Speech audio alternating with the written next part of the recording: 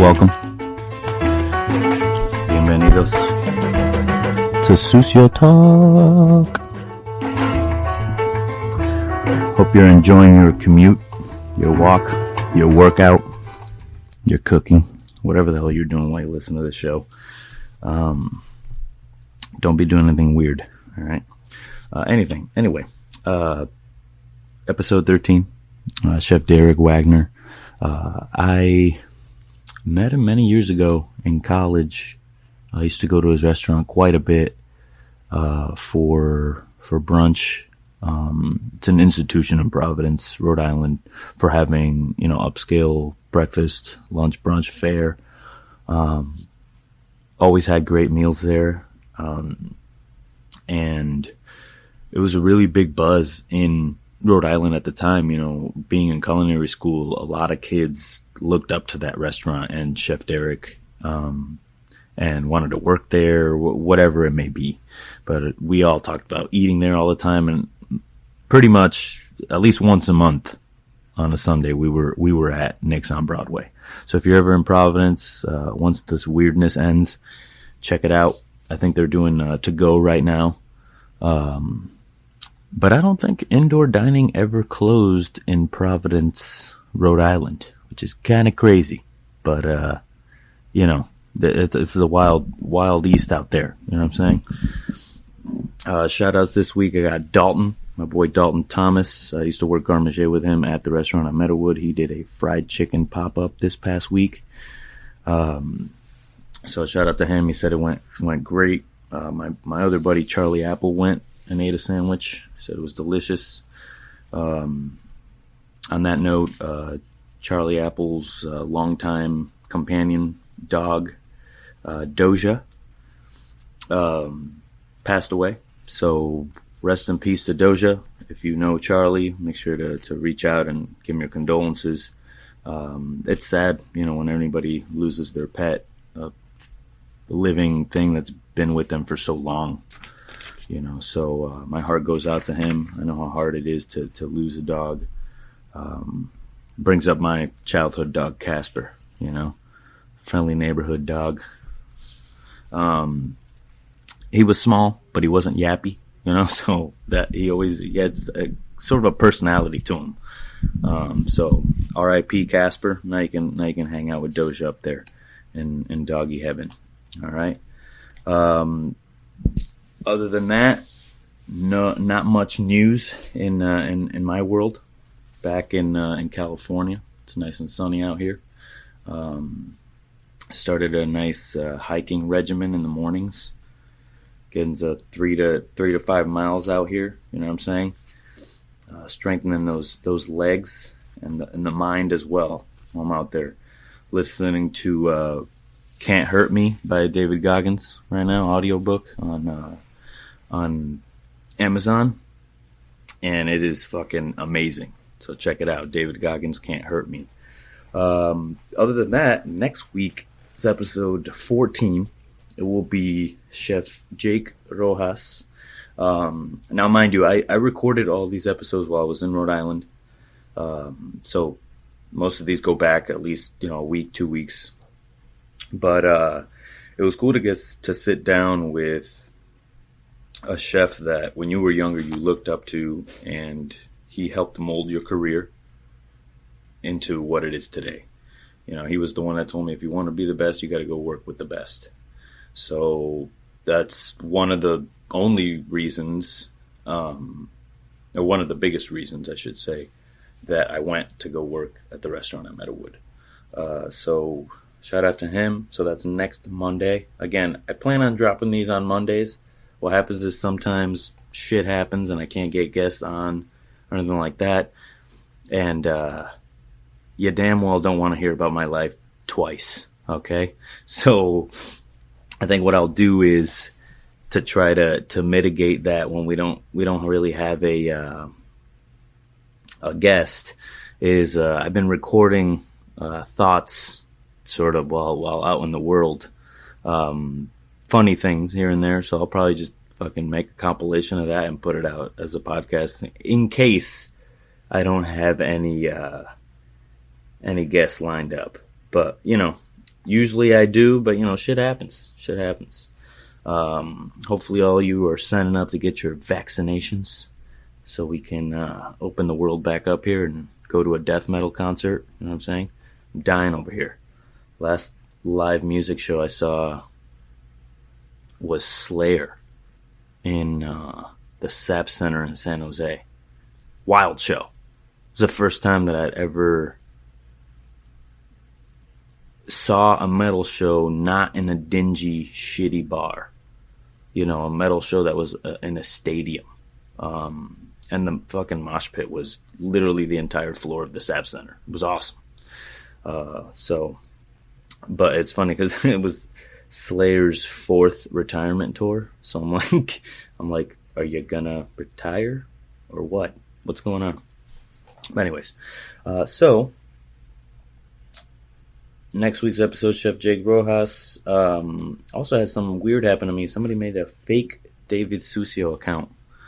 Fake David Sucio account on Instagram. So I guess that means I'm getting there.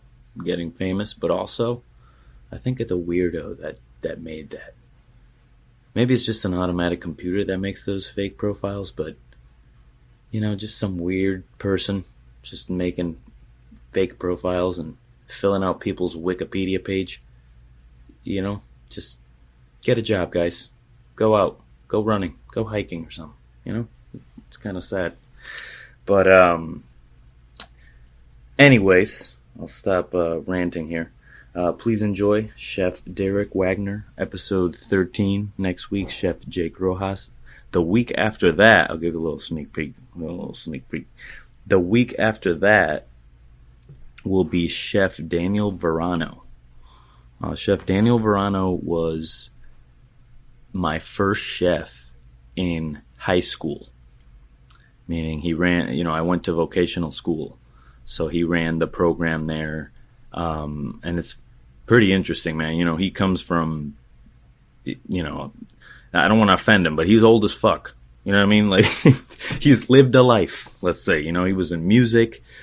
And what's cool is he was in the Culinary Olympics, which happened in Berlin for a long time. Just sort of that, respect to the craft, white coat, tall hat, a chef, So, but he was in my formative years of training and, one of those guys that if it wasn't for him, I wouldn't be sort of put on the right path to success and to wanting to explore more about food. So shout out to Chef Daniel Verano. Again, that's 2 weeks from now, 2 Mondays from now. Sucio Talk dropping every Monday. All right, guys. Enjoy the show. This is a long one, but a good one. And Chef Derek Wagner, ladies and gentlemen, Sucio Talk. Environment that you're constantly using levity I started recording because you sound good right now. Oh, great. Let's do it. Yeah. All right, go ahead. There's is that music okay in the background? Yeah, that's lovely. Yeah, Thelonious Monk. This is like just it's so serene in here. Yeah, it's like I'm constant. Again, like being like I'm gonna bounce around like that's fine. That's fine. Coffee. I'm like So super energetic. Let's just do the intro real quick. This is Sucio Talk. This is I'm sitting here with Chef Derek Wagner of Nick's on Broadway, and I'm sure other projects that I will learn about. Thank you for inviting me into your home. It's beautiful. We just talked about the house, and I'm sure we'll talk about it again on the show. I just had to press record because it seemed like we were going to get into something good. So I was like, let's do it. Yeah. So Sucio Talk episode, what is it? 13. Episode 13. Lucky number 13. It's my lucky number. Let's do it. We're all coffeed up over here. Yeah. Social distance. You know what I mean? Doing all the thing. Let's go. The 2021. Yeah, man. It's crazy with this lifestyle and this work and just our craft and where our headspace is, and I guess what came first, the chicken or the egg, right? It's like, did we gravitate towards this line of work, into this world.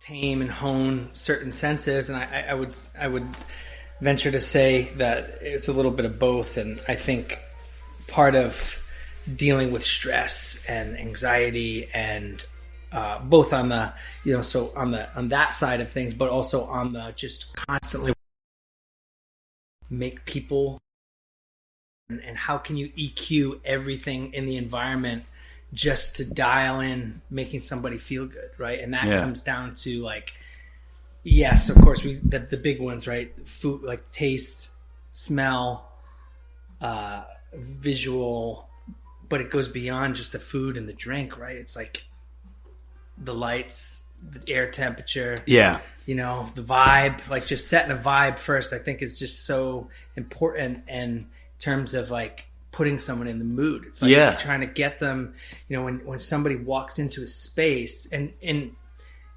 every space develops its own like electricity, like whether you did it intentionally or not, it just finds itself uniquely that space, right? And if you pay attention to that, and you're like, okay, I want people to feel like this, or I want to feel like this. It can be totally self-serving, right? It's like, I just want to chill, right? Like, my life is crazy, my brain is 1,000 miles an hour. Like when I need to decompress so that I can get in a creative space, so I can soothe the machines that are going 1,000 miles an hour in my brain, and my chest pumping, and the anxiety and stress and pressure.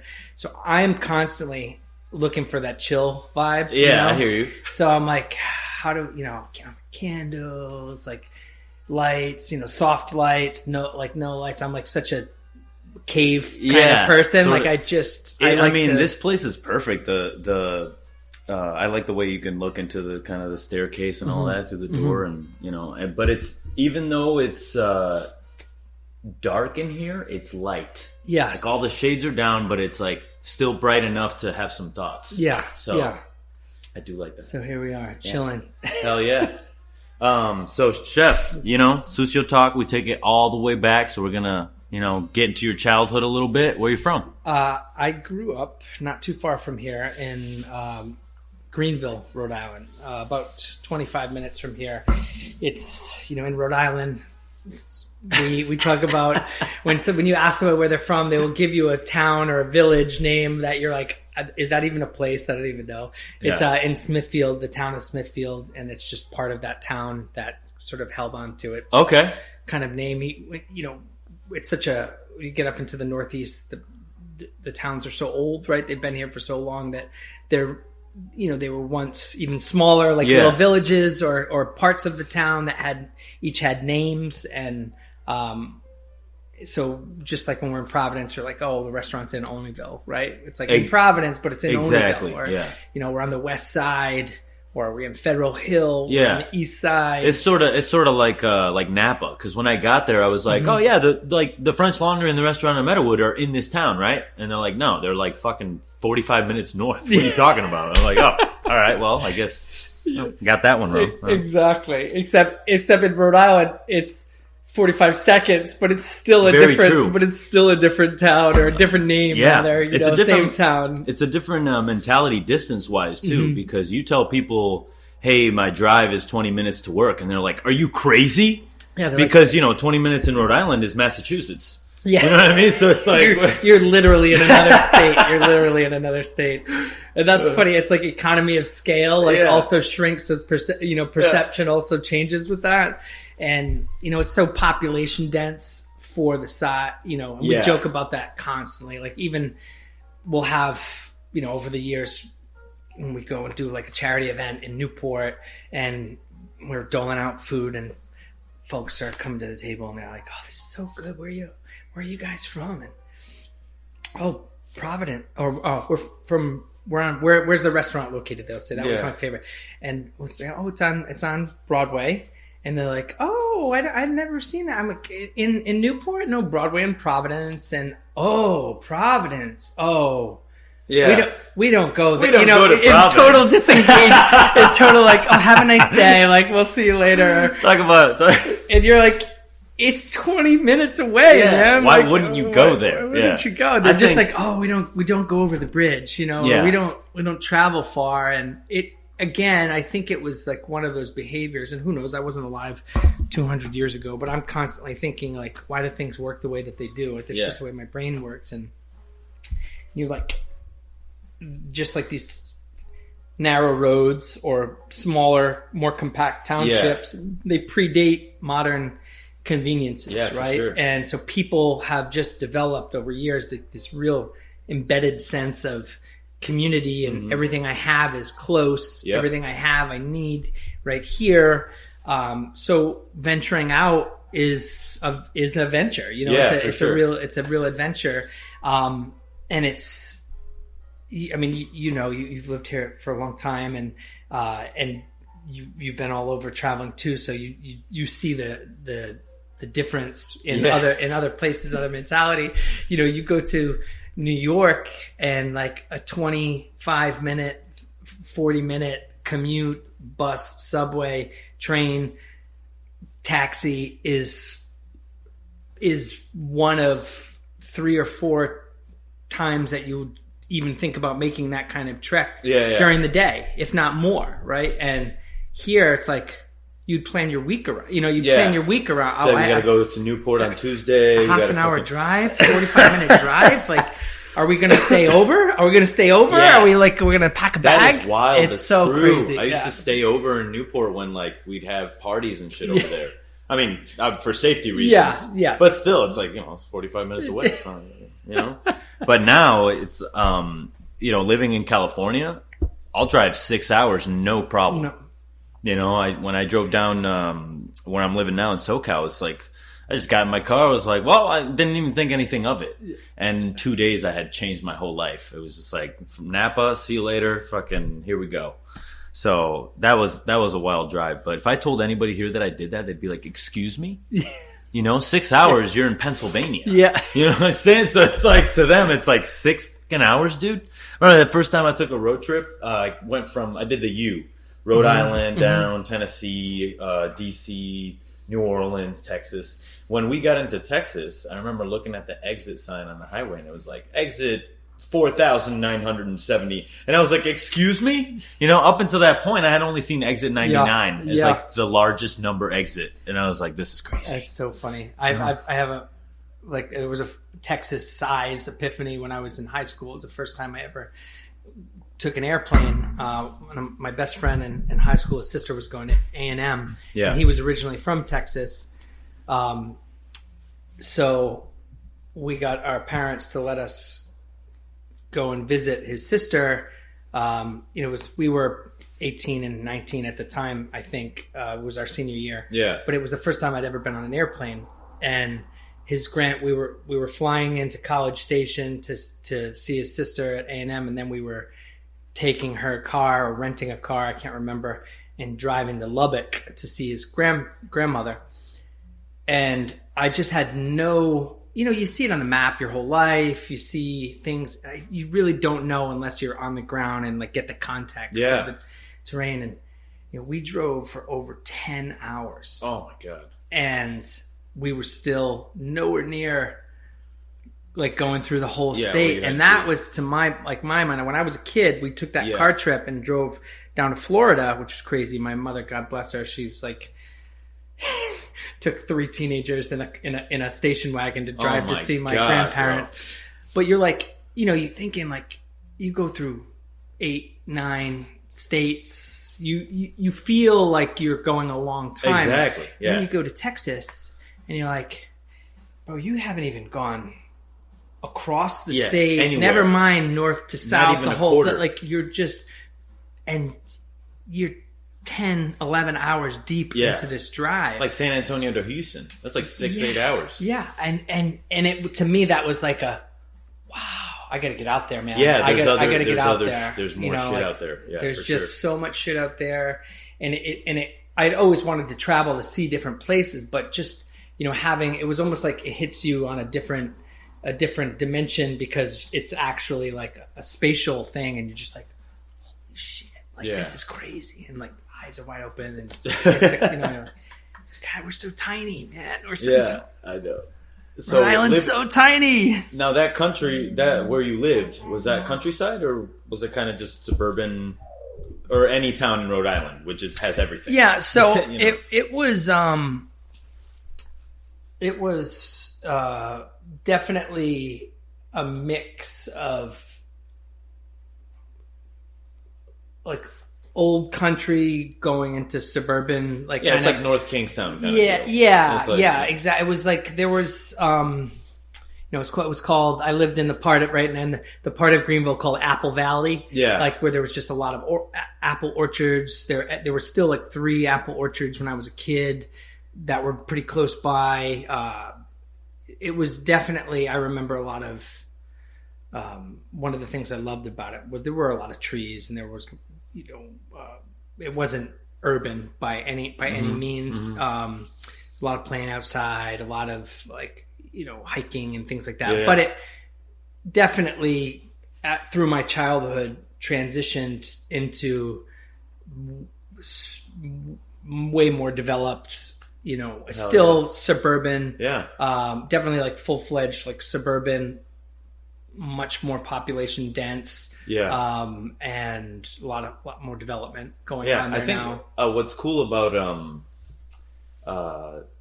what's going on in Rhode Island is like it's updating, but it's still staying true to its classic roots. So like those old neighborhoods are preserved, but then all around it is everything fucking else that it's like Newport. It's super historic, and then you go somewhere and there's obviously your McDonald's and whatever else. So and there's ups and downs to that too. But things change, times change, and for sure. You hope that you can hold on to a piece of I do, because I'm so nostalgic, and it's part of like sensory memory. Is just something that like makes me tick. So I'm constantly looking back. So I think, I have that inclination to like, I wish like certain things like that, especially the aesthetic or the feel would stay true to its like historic self, but things also have to evolve and change too. Things also have to evolve and change, so for sure. It goes back to that like sort of like balance, what's the balance? What's the pursuit of balance? It seems like a happier place than when I was here. Not saying that it wasn't happy when I was here, but it just seems like things have improved. They're, moving forward with things that were in construction when I was here. It was a very transitional period during that time. 2007 to 2011. Yeah, and that was also, you think about like 2007, so that was right on the back end of the recession. Exactly. Right? So that was a real hard time. It was just like everything stopped. And the highways were cluttered with those fucking orange cones. Money ran out everywhere. I was in the middle of business. Like that was a crazy, crazy time to be in business. Yeah.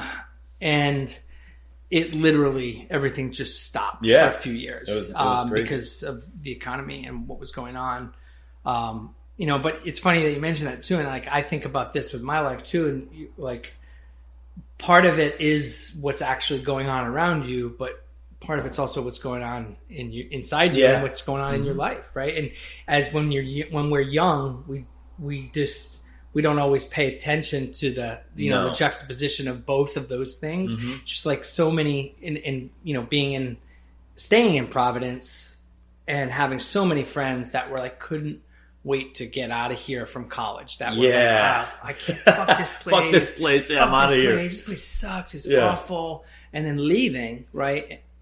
And then either moving back a couple years later or looking back at with a totally different perspective. And I miss Providence. I want to come visit, or literally moving their life back here. Yeah. And you don't, so only in the right hindsight is incredible. And like only being like a student of like yourself and like look and just kind of paying attention to what's going on and seeing these patterns repeat, and like you're like, wow, it's like not necessarily just things have changed here as they do everywhere and a lot for the better, but it's also just like where you are as a person and just being like, I'm ready to like, okay, wait, I was in college, like I'm stressed out. I don't know what I want to do with my life. It's like there's the couple of being like a preteen before you're a teenager. It's like the post-teen, like anxiety, depression. Like, what am I going to do with my life? Who am I?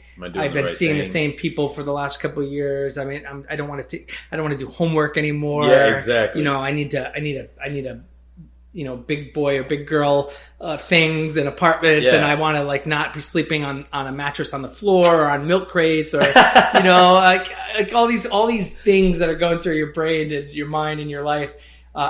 And I'm so like, how many times am I gonna have ramen this week? Like, and the struggle. You apply those like feelings and those anxieties to where you are physically, not just where you are mentally, and just in your life. And I don't know, I think it's, and when you're trying to pinpoint and dissect things, like it's important to kind of understand what pieces are causing what or what. Yeah, absolutely. Like or at least it's interesting. Maybe not important, but to me it's very interesting. I hear that. And because I'm constantly trying to pull things apart to see how they work or to dial in the variable, right? Like it's like that scientific and creative process of like, okay, like which thing is the thing that I want to change here, because if I change too many things, I don't know what I'm doing. It's like a car. You're like, okay, is it the alternator or is it the car? It's like, what do I do? What's going on here? I mean, I think about that too. Is you think about your strong opinions, and then I always break them down. And I was like, was that the best way to think about this thing?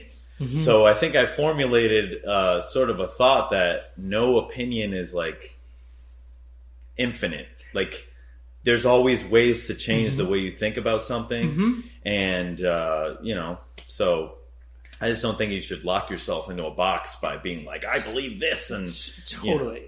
We don't try to have some perspective, and room for flexibility, change, and knowing that sometimes you're fucking wrong because everything changes. Exactly, and I think that again, not to constantly be going back to, when I was young or younger people, right? It's funny, like as you get older, you're like, wow, do I sound like you start doing guy? That shit early though. But when I was 20, I was looking at 14-year-olds like, God damn it. Yeah. You know what I mean? Like, what the fuck? Because you're looking at somebody and applying your knowledge of perspective to them, and they don't have it yet. Exactly. And then you get older, even older as you go, that only intensifies because you have so many more perspectives. And if you're really paying attention, you also have so many experiences where you've ended up with egg on your face, you know, and hopefully you learned from those. I know I have been so humbled by my own asinine opinions and statements. Yeah, for sure. Yeah. It's the next day where you're like, why the fuck did I say that? Yeah.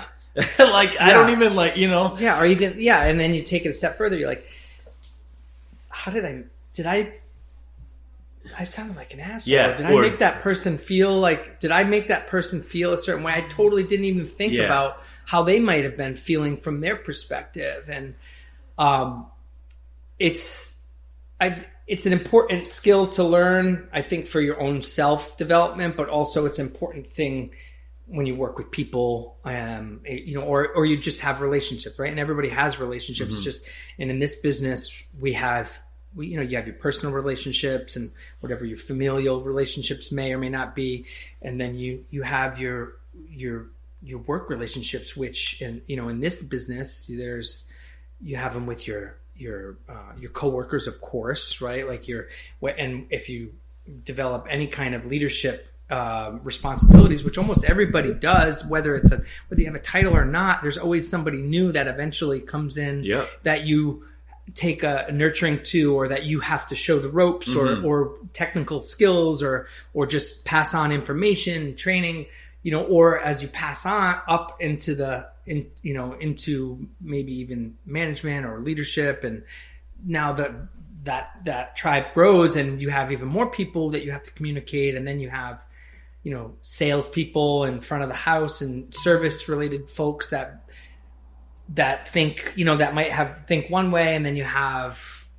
cooks that might think another way, then you have then you have the guests, and then you have which as a different perspective. It's like Tetris. And then you have vendors, right? And farmers. You have farmers, and then you have beverage people that have totally different. They're doing the same thing, kind of, but varying levels might have of care. Varying levels of care, varying levels of scope. And to really navigate, right? Like I always go back to the word navigate. Like 2021 has made me hate the word pivot, or 2020 has made me hate the word pivot. It's just like navigate, ear vomit. I'm like, yeah, I get it, right? But like what we're doing is navigating, right? We're like a boat at sea. There's a lot of things that we can't control. We're trying to pay attention to them, and we're just trying to make adjustments, right? So that we can have our best chance at smooth sailing, getting where we want to go, wherever that may be. And with people, it's like, again, you have all these micro experiences every day, like conversations, interactions, and I am like so insecure, like that I like constantly, I'm like replaying every conversation in my head. I'm like, how did I get my point across? Did I sound like an asshole? Did I sound like this? Did I make them feel? Did I evoke the right, the feeling that I was trying to inspire or impart the knowledge that I was hoping to? Did I learn something from that? I just made a speech. Hold on. Like, what I mean? Those impromptu before service that get like way too philosophical. Like, and we're only doing 40, guys. It's like, I'm not trying to solve anything here. I'm just like, or you're like, when you wake up in the morning. Is this thing on? Is this thing on? You're like, I just give a soliloquy to the... There was no need for that, That's awesome. But, just to kind of bring that full circle back to like what you had mentioned, was like, I am constantly replaying all of those interactions and thinking about, the way that I share my thoughts, my beliefs, my opinions. And one of the things that can be really empowering is when you figure out how to express those without boxing somebody in or making them afraid to share their opinions if they're not the same thing. And I think that's important part of being a good listener, being a good conversationalist, being a good, partner in whatever kind of relationship that is. But also, like, you draw from, we learn more from our mistakes than we do from our successes, right? And like, it's these sharper senses of like survival instincts and skills that kind of pop up. And you're like, God, I shouldn't have said that. Or, wow, I just watched how that unfolded, or how this relationship disintegrated because of how I handled it, or how we handled that together, or how we communicated or didn't communicate in that relationship. And it makes you more sensitive to how you share your opinions, or how you share your thoughts and belief system. And you realize, when you don't close, when you're more careful, right? And we still all do it, I think, at varying levels, but when you're more careful not to put those definitive statements down, those ironclad doors, you're open to learning more, and you're open to sharing more, and people are more likely to talk and share with you, which makes you able to continue to learn and grow and become better. Absorb. Absorb. And it's hard when you're constantly putting doors down, and we live in a time right now, a really wild, crazy time where, everyone has a platform, right? And I think that part is cool. It's great. But we've sort of, not even sort of, like, so many people are losing or never gaining the appreciation for the conversation, right? And it's like, or the opinion versus fact, right? And like, we live in a time where people can put this information out there, and instantaneously it can reach infinite eyes, right? Infinite people's own browser, like in their own mind. And which, again, is so powerful. It's so cool and resonant. And there's so much good that has come and will come out of that. But as we've seen from the last few years, and how polarizing it can be when we forget how to speak to each other with empathy and care, and how the lack of actual physical, personally being in the space with the person that you're communicating allows you to be totally surgically removed from how you're making somebody feel or the responsibility and weight of what your actions or sharing your opinions, comes with. And, when you're sitting with somebody, we're getting now to the point where people are so conditioned at not caring. Now they are actually acting, people are talking the same way they tweet or the same way they post, where it's like, I don't care that you're right in front of me anymore. I'm just going to blurt out this thing. I don't care how it makes you feel. I'm not paying attention. Because we have 5-second attention spans, and we really do. And it's crazy, we're, and there's like this sort of unfortunate detachment from the connectivity, it's which is like being connected, being so connected has actually allowed us to remove some of the important feelings from and responsibilities from actually being connected, right? And I being present, right? Because I think now we just get everything instant. Everything's instant. I mean, even those TikTok videos I was watching, some the other day, it's like instant, boom, clip. It'll make your head spin. You have no time. Like, I don't like that shit. You have no time to watch it, and you're like, I can't do this right now. It's intense. You sort of have to be in the mood for it, and you're like, if you're just like, is this how we're gonna be like? Yeah, this is how we absorb information anymore. You can't. People can't. They're literally.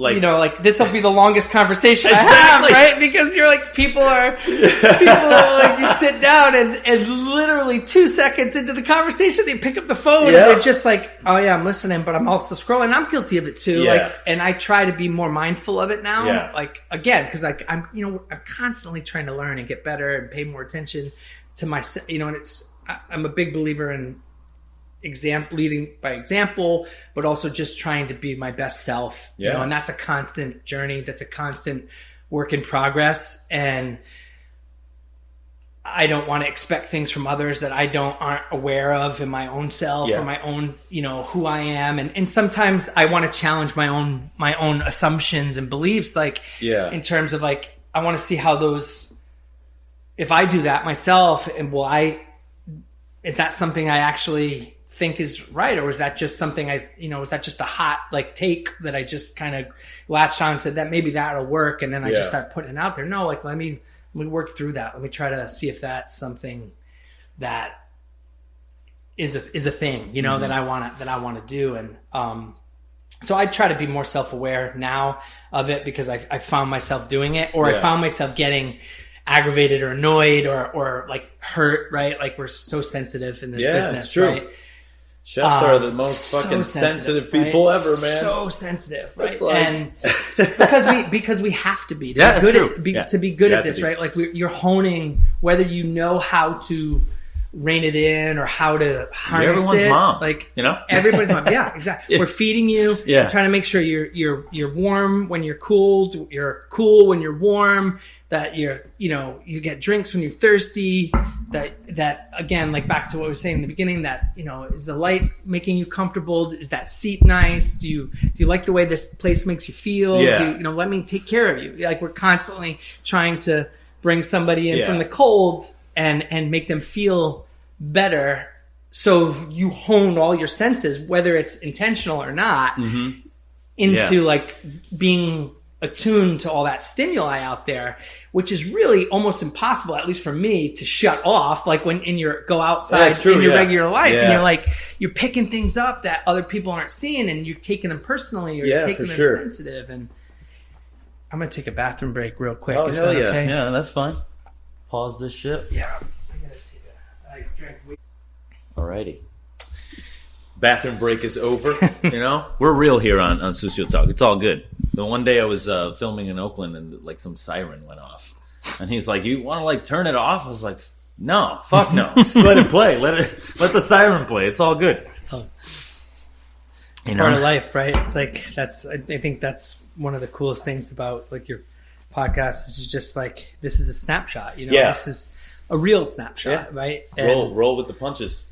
Fuck it. Authentic in all its, in all its capturing, right? Mm-hmm. And I look at that, that's sort of where I'm at in my life, and especially with this last year, it's just looking at things and saying like, how do I be like authentically just where I need to be and who I need to be, and just capture where I'm at and where we're at right now, and what's the right thing to do? What's the right thing to do? Have you ever thought do? about writing a cookbook or anything?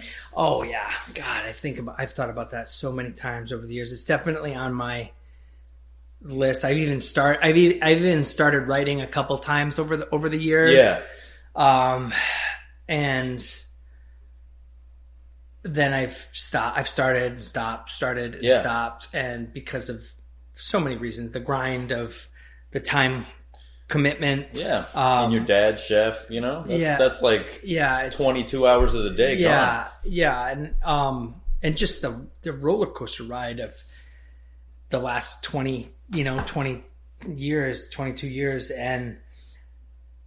But that's something that I know I'm going to do. I've contributed to a few over the years.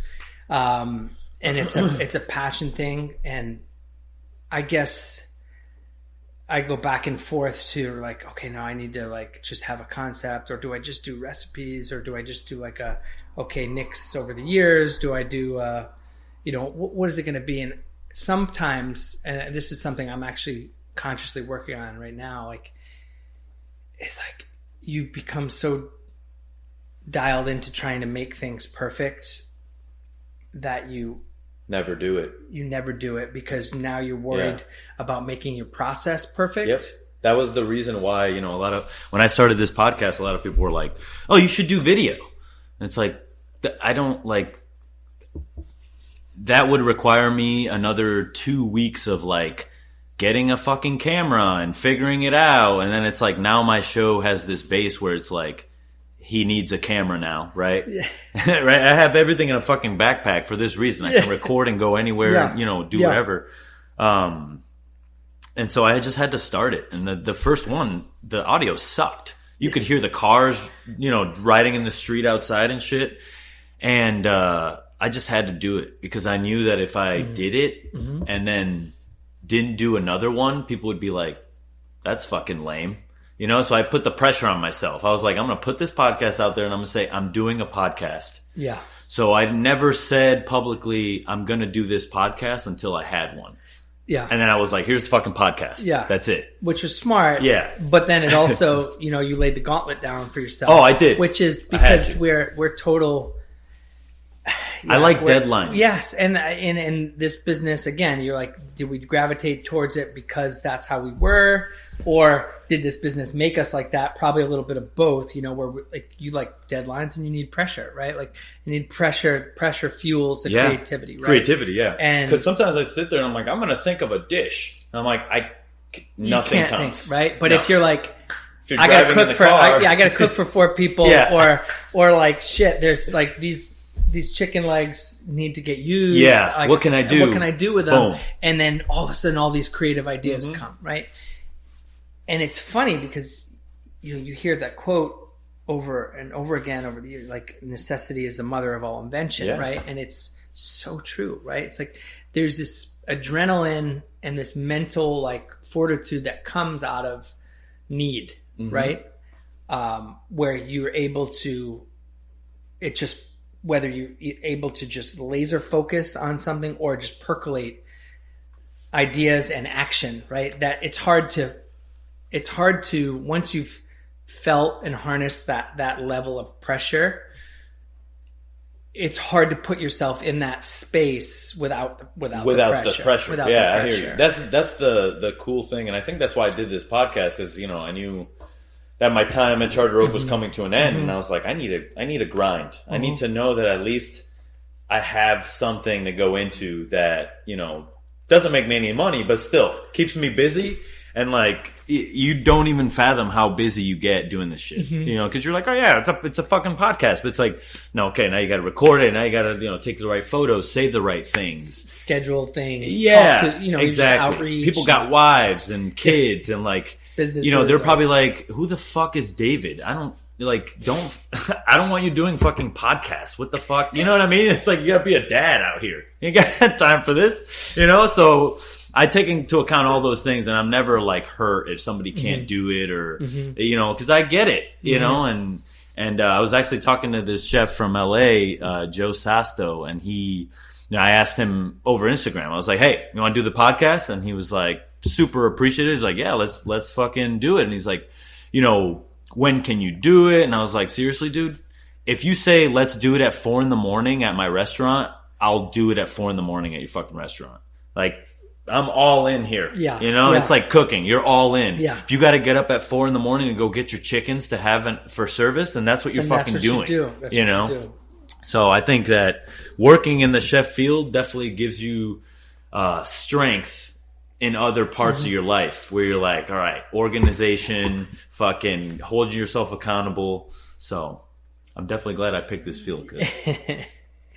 But the flip side, right, is just that like when the pressure dials down and you're left like with yourself or with the time and you only have that one thing to do and not the 10 things to do. You're like, how do I just do the one thing? Can I sit with myself and focus on this one thing? And can I not feel worthless doing less? Yeah, you know? Yeah, and which is a big struggle, especially I think now over everything that's happened over the last year. Yeah, and it's just like how do we be okay with changing, adapting, doing less, stopping? Yeah. How did you ever have any injuries in your career? Like injuries that took you out of the kitchen for a while? When I was I think, what was I then? I don't know if I was the sous chef yet, but I think it was a lead cook at the Agora, and I got 3rd-degree burns on my hand from hot oil on a cast iron skillets, and that took me out for a couple weeks because you know the skin was melted off my hand, and they wouldn't let me work. It was pretty gnarly. I want to say that might be it. 2 years ago. Was it 2 years ago or a year and a half ago? My appendix. Oh my God. Almost exploded. So that took me out for a couple weeks. Yeah, for sure. And then and then a few years back, I developed a cyst on my vocal cords. Oh wow! And I had was that just from talking so much? Surgery, just from like doing it was, service. It was a combination of like fatigue and abuse of like my not sleeping enough. Yeah, you know, I was not sleeping enough, burning the candle both ends. Yeah, it was super stressful times at work. A lot of yelling and screaming and barking out orders and expoing at like really not being self-aware of what I was doing to my own voice and my own self. Not sleeping, not resting, drinking highly acidic stuff all the time, coffee, alcohol, high acid foods, to the point, and then also singing, right? I'm a musician as well. And then singing on top of it and not really paying attention to how I was using my voice and all of those things like together,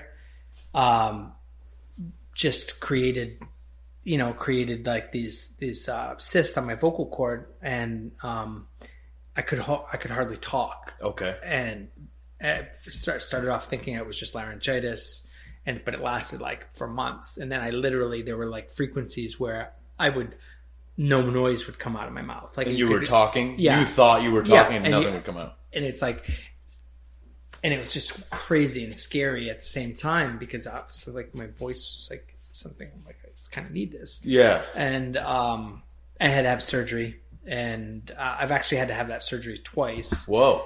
Yeah. I asked because I know when I got injured and when you're out of the kitchen, you immediately feel worthless. Totally. You immediately feel like, totally. Wow, like all this could be dashed away quickly. And it makes you appreciate it more. And it works two ways. It helps you reflect during the time. And you kind of make these false promises to yourself when you're really in it. When you're like, I'm going to take more time off. Like, this is great. I have time to think. And then the other half of you, the chef part of you, is like, well, you got to fucking make this time up. You got to get in there and like you got to manage shit. And, you know what I mean? So it's like your body even then is like still fighting itself. And sometimes I don't think that a 2-week vacation is enough. No, it's really not. You know, it's not to truly relax. You know, it's like you have the bends still at that point. You haven't decompressed enough. Like you're literally at that point, you're just starting to decompress. You haven't began to actually, like, you've just started to relax, right? Like, and like when we close, whenever we've closed, even for like a week, to me, that's like, I means I'm going to get 1 or 2 days off right in the middle. Yeah. Because it's like takes 3 days to turn down, 3 or 4 days to rev up. Yeah. And then you're like, okay, I've got like a day or two. I've got a weekend in the middle of that, whatever that is. And if it's 2 weeks, you're like, okay, like I'm going to get like maybe 4 or 5 days. You know, it takes 2 weeks to get like a weekend, you know, 3 days of time actual off. Rest. And even when you're working in the restaurant, you get home, you're not going to sleep. You can't. You're sleeping, but you know what I mean? You're jerking, you're waking up, you're checking your phone. You're thinking about that stock you left on the stove. Exactly. Is my restaurant going to burn down? Did I place that order? It's hard to detune, and I think that's an important part of that I'm learning, you know, again, like every day and every week to try to do better, like for my own mental health and for the well-being of myself and my family, and like is to like, how do you decompress? How do you turn down, and how do you come back up in a healthy and mindful way where you're like, I'm not like an asshole to be around. I'm not a stress ball. Like I'm not taking out my anxieties from X, Y, and Z on ABC. You know? And you know, it's a daily process. Like, it really is. Just trying to do that, but just being mindful that you do need that time, and whether you come home at 5 o'clock or whether you come home at 10 o'clock or 1 a.m., like you need some time to just decompress and let it slow down, right? It's like when you're working out and they tell you to do a wind down or a slow down, like, you know, if you're running and they're like, okay, now just take a couple of laps or 2 minutes and just walk and like just decompress, right? Like just like, I feel like the nature of chefs is fight or flight, and we don't know how to decompress. No. It's like, ready, go. What do you do when all Stop. the noise stops? It's a boom, boom, boom. It's like a fucking banquet service every day for our minds and souls. And you just don't stop. Totally. And you don't stop. And then when you do stop, you're sort of just waiting for it to start up again. It's like a drug. Yeah. It really is. And you have to get used to that. Like, how do I live in that space between and not be just waiting for it to be over? Yeah. Right? Because that's my time, you know, and I have to make the most of that. You know, I see it sometimes. I see it all the time. I was at LL Bean yesterday. I was looking for turtlenecks out there. If anybody got any recommendations, bringing them back. I'm bringing them back, baby. You know, the turtleneck deserves respect. And then people are like, "Oh yeah, Steve Jobs." Like, fuck Steve Jobs, all right? This is Shaft. All right, Shaft inspired this shit. Just so you know. So I look over at this guy, and he works there, and he's checking his watch constantly, and he doesn't have a smartwatch, so he's just looking at the time. Yeah. And I'm like, I remember back to having those jobs that you're just looking at the time, ready to go, and that is what makes me appreciate all of the struggle and being in fight or flight all the time, and not sleeping. You know, it like justifies it all for me. Yeah. Like, I would rather fucking be this than be working somewhere where I'm looking at my watch being like, when do I get out of here? When am I free? You know, but I think that there is also a freedom in that, and being like, there is. Work is work and home is home, there is. And you don't mix it. There is. And who's to say which is better? I know the younger me would be like, oh yeah, this is definitely better, right? Yeah. Because I have a purpose. I have a purpose. And then that guy's looking at you going, but you're also an asshole. Exactly. What do you do for fun? How much time do you actually get to? Do you get to read? Do you get to see your family? Do you have days off? Do yep. you know? What's your health like? What's your sleep like? Yep. And you're like, yeah, and you realize it's not necessarily, again, like going back to what you were saying earlier. It's like about your opinions and your preconditions and your like of your perception, like. Well, it's not right or wrong. It's just what is and what isn't, yeah. right? Like, and it's just, they're just cause and effect. It's just action, reaction, right? Like, but that doesn't make my action or my reaction or his action or reaction right or wrong. It's just there, and it's there for us to decide what version do we want, or yeah. what amalgamation of those things do we want to be our reality or our life or our perspective. And I think so many of us in this industry, especially now more than ever, are sharing, our frailties and our experiences in a way where we can talk about what we've idolized and lived the lifestyle and recreated what we thought we were supposed to do and how we were supposed to do this. And now we've been living with the, okay, like I'm going to make $200 a week for 5 years before I have a chance to make, like this, or I'm going to do this. And then I'm going to work 60 hours a week, or 80 hours a week, or 90 hours a week, or 100 hours a week. And when I reach 100 hours a week, I really made it. Like I'm really doing this, right? And then you're like, and then your health sucks, your life sucks. You've alienated yourself from your family. You don't even get invited to things anymore because people know you're not going to show up. You're not going to show up, yeah. Because I remember Christmas, I looked at it as the best day because nobody calls you. Like over the course of my career, I looked at it as a day where I'm not going to be I'm going to go to my sleep and I don't have to talk to anybody. Right. Because my family, probably thinks I'm working and my work people are off. So there's nothing going on. Mm-hmm. So sometimes I would find solace in Thanksgiving and Christmas. Yeah. It's like, that's the only day where everything's kind of shut off. Yeah, that is quiet and chill. And you're like,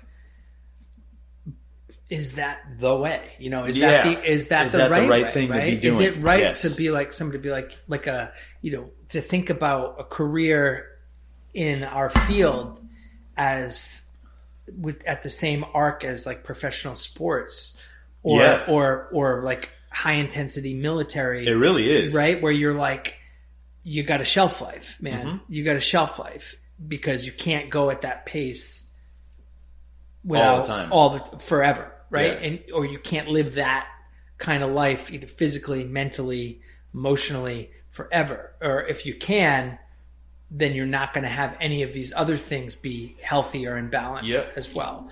And we're really, I don't think that all of those things have been unknown, but I think we're in a place now where we can talk about it. Talk about it without being like, without being questioned. Without being demasculated or without feeling like a failure or without feeling like you're exposing, truths that you're supposed to live. And, and I think that's one of the really good things and beautiful things that's coming out of our more modern time. Do some people take it to the extreme? Yeah, like absolutely. But I think it's important that we're able to share these things because I do enjoy this work, right? And I do want to do it for a while. I have other things I want to do also, but I don't want to grow to hate this. There's been times over the years where I've gotten out of bed and it's like I go to put my feet on the floor and they hurt, and it just like fuck this today. Yeah, just like I just and you have no fucking choice. Want to do this today, and I'm like, God, like, yeah, you can't flip it like a light switch, but I don't want to be in this headspace. Like, this isn't healthy. Like, I need to stop doing this if that's where I'm gonna be. Exactly. Like, and I've certainly had that plateau a few times over the last 20-something years. That's a good plateau to talk about because a lot of young chefs, that happens to them all the fucking time. Literally every time they have a bad service, they go home and question their whole existence. Yes. And that's sort of like where you're... And I think there's part of that process that's healthy. Oh, for sure. But then there's also part of that where you're just like, dude, man, you've been doing this for a year and a half. Like, you're not... Like, you got to give it some time. Give it some time, You don't have the muscle memory built in. You don't have the technical skills yet. You don't have all these... things, like a little bit of, just because we're talking about these really heavy, physically, mentally, emotionally challenging things, every time you don't get what you want or the world pushes back on you just a little bit, doesn't mean that is like, so intense. Every time you don't get what you want or you don't feel the way you want, that can also just be work and something that you have to work through, right? Like, we can't be so adverse to adversity that we're like, it's growing pains. That we're just afraid to put the work in, right? Yeah. And I'm certainly not like advocating for that like boot camp style, intensive, abusive or anything like that. But on the flip side, we can't be afraid to get to work, and we can't be afraid of adversity because that's what hones and forges us and makes us stronger. And if we lived in a world, like, how would you develop? Like, we go back to like the creative process, right? And just becoming our better selves. Like, all of these things come out of these, even adversities that you put on yourself. They come out of these situations where you have to kind of check yourself or feel like, wow, like, shit, I fucked that up, man. Yeah. I got to do that better, right? And like, you need those, you just need those things. And I hope that we can learn as everything changes and everyone changes, that people can like handle adversity without giving up, and like, at least, and if you want to change directions, change careers, change, mindsets, lifestyles, that's the beauty of this life and world, is that you can do that and you're empowered to do that, right? But also, if you really think you want to try something, whether it's cooking or serving or carpentry or music or whatever that thing is, like, don't be afraid to work at it. Exactly. Either, and don't give up on that after that little bit or big bits of adversity, It's like, trying to learn guitar, going to one lesson and being like, I didn't get it. Yeah, like, it's just not for me, man. Like, I just can't do, my hands don't bend that way. Exactly. You're like, I just can't do it. And I think that, when you're growing, part of it is you telling yourself, you're wrong. Yeah. I can do this. I can do this. I can do this. Part of, when I talked to Jason McKinney on one of the episodes, he talks about kind of talking with yourself and how to do that successfully. Mm-hmm. And I think sometimes you do have to like sit yourself down and be like, you were wrong to say that you couldn't do the thing. Mm-hmm. You just didn't work hard at it. Mm-hmm. And just because you failed the first time doesn't mean, just like all the greats have the stories of people being homeless that are now millionaires, or Michael Jordan getting cut from his team and now he's the best. It's like, so the human mind is a powerful thing. And I think we're seeing now more than ever. And that's, I think, the beauty of social media, is that everything's out there. When these huge triumphs that people have overcome 20, 30 years in the making, that back in 1992, whoever was going through these struggles didn't fucking think at all that anybody would know what the hell's going on, But I don't think back in 1992 they were putting Gorilla Glue in their hair. Have you seen that shit? No. That some chick put fucking Gorilla Glue in her hair, and like she's been in the hospital for days. They've been like washing it out of her scalp. People, was that a TikTok video? That was, I think she tried to make a video, like, those hair videos. She like tried to make a whatever styling video, and she's like, check it out, like my hair hasn't moved in a couple days, and she used Gorilla Glue. And then now it's like all over the news. She's got a GoFundMe. She's been in the hospital for days getting her fucking hair torn off of her head. But, humans, they learn from others' mistake as well. That's the lesson there. You know what I mean? That's something that... Read the labels, guys. Read the fucking labels. Jesus. It's funny. I ordered mustard oil this past year from Amazon because when we came back to being open, everybody had started to home cook, home bake. Like, flour was hard to find, sugar was low, yeast was low, and you're like, what the fuck is happening? And I forgot where the fuck I was going with that story. Jesus Christ. Mustard oil. So, I think that edible's starting to hit. So the mustard oil, I get it. And I'm like, oh great, we got mustard oil, we can make mustard vinaigrette, we're good. And I look at the label, it's like only for hair and skin. And I'm like, what the fuck? So, what did I do? I put it in a shot glass, I drank a little bit of it, and then let me wait a day and see if I die. I didn't die, but then I was still like, I can't do it. I can't. No. Because, somebody's going to get sick, and it's like, that's the last thing you want. The worst thing, I think, is for you to make a mistake and to find out years later that you made a mistake. Yeah. And be like, oh yeah, remember that time you came and cooked Thanksgiving dinner for us? We all got sick. Nobody told you because they felt bad. That kind of shit, I never lived that, but I'm sure somebody has, and it's rough. But, so you're in Rhode Island. Let's get back to your life here. Yeah, go for it. You're in Rhode Island, you're growing up. When did you first kind of get interested in food? For me, when I look back, when I was younger, it didn't seem like it was anything in particularly important to me.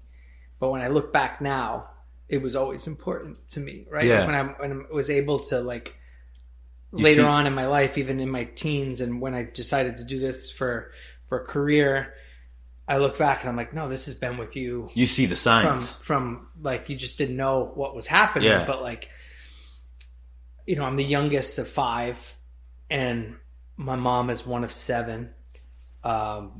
And we lived close to my grandparents, and so many of my fond memories as a child were like revolved around the kitchen, around the dinner table, revolved around these social gatherings, Sunday suppers at Grandpa's house, where like he would have all his kids and they would have all their kids, and it was just these like crazy experiences. And I wasn't thinking about the food, but the food was what brought everybody there. Yeah. And when I look back, right, it was the meal and the dinner table, right, that just created that feeling. And as I got, a little bit older, I remember just loving, I love the way that tastes, the way Grandpa makes this, or I love the way Mom makes this. What kind of food are we talking here? Like, it was never anything super special. So my background is Irish, French, and Sicilian, which is a whole other crazy story. But we grew up very much like my grandfather. My grandfather's family on my mom's side came down from Quebec, Montreal, and my grandmother on my dad's side also, my meme, and like, so there's like French Canadian on both sides. So that definitely, whether they knew it at the time, but like, they were cooking with their parents had cooked for them and so forth and so on. So I got a lot of that influence in my family meals, but also my grandmother, very, very Irish. There was a lot of sense of those sensibilities that, again, I only saw later in life, that maybe that's where that came from. Yeah. But my grandfather used to do cream chicken. He used to make these make these whole like chickens, and like this awesome like just black pepper and milk like sauce over mashed potatoes, or like we were constantly having like gravies or sauces over like which I know now was like old bread and things like that. Yeah. Or but we also a lot of, he would make sausage and peppers a lot when I was a kid. Eggplant Parmesan in the summertime when eggplants were around, like things, it was a diverse group of like foods, but there were certainly, the roasts, ham dinners, like things like, and simple stuff. It wasn't complicated, but it just always tasted so good. It sounds like it's a little seasonal. Yeah. You said when eggplants there were were ready, there were definitely some, some elements, and I'm sure that changed as time went by because of how accessible everything got. Yeah. But still, their thought process and their patterns were sort of developed before those abilities came out. So they're thinking about things, or they had gardens, or they grew up when there was gardens. So when the weather was a certain way, they kind of wanted a certain thing, and like, and my mom was she still is a great cook. And when I was a kid, there was 5 of us, and my dad was working his ass off, and my mom was raising us, and we were, she would just cooking. It was like she was cooking for an army every day, like 3 meals a day for 7 people. She used to bake bread when I was younger before she started going to work, and those things just really stuck with me. And plus, I had 3 teenage sisters that were like I was constantly hiding from, and I would like just go hang out with my mom in the kitchen, or like when I was real little, I would just like play under the kitchen table, and the sights, the smells, the hum, the buzz in there. And then I just actually, one of the first meals that I physically started cooking, my dad worked so much when I was a kid, and he 2-3 jobs. And, but on Sundays, sometimes he would make breakfast, and he taught me how to make like home fries, and like, he taught me how to make like, we call them flapjacks growing up, which I later found out were crepes, like, but that's what that's what they called them when he was growing up. And he would make crepes, or my mom would make crepes, and we'd have flapjacks, and there'd be like on a Sunday morning, there'd be 7 of us, 5 of us, 5 kids, like all around this table and they got 2 pans going, and they're just, making one, throwing it on one, and you'd have to go in order, and you'd be waiting for yours to come around. That's the best. And There's it was nothing just like hot pancakes. It was so cool. And like, I didn't know what was happening, but like then as life got harder, my parents, ended up getting divorced, and, you're as a teenager, and you're going through all the teenage things and emotions, and the world was, my brother was getting, what year was deployed to like, this was like early 90s, mid early 90s. My brother was getting deployed to the Gulf, and like, all these like crazy emotions and things going on. And, you just like, you get in that teenage headspace and weird, and like you start to look for your, your blankie, your comfort. Like, what are you things that like make you feel good? And also just out of a need, again, like my mom was working now, and like, so I'd be like, have to fend for myself after school, or like, and I'd start like, just like, I'm just going to make myself some whatever, like when I started off heating up leftovers, or then just making myself breakfast. And I, then sometimes like one of my buddies who's really funny, told this story on air. He was, back in college, he was a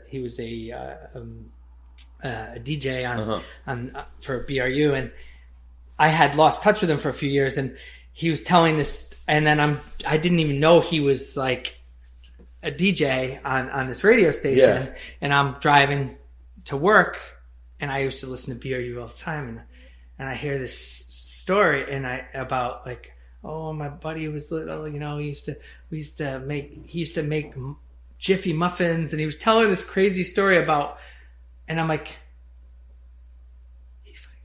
is that Matt?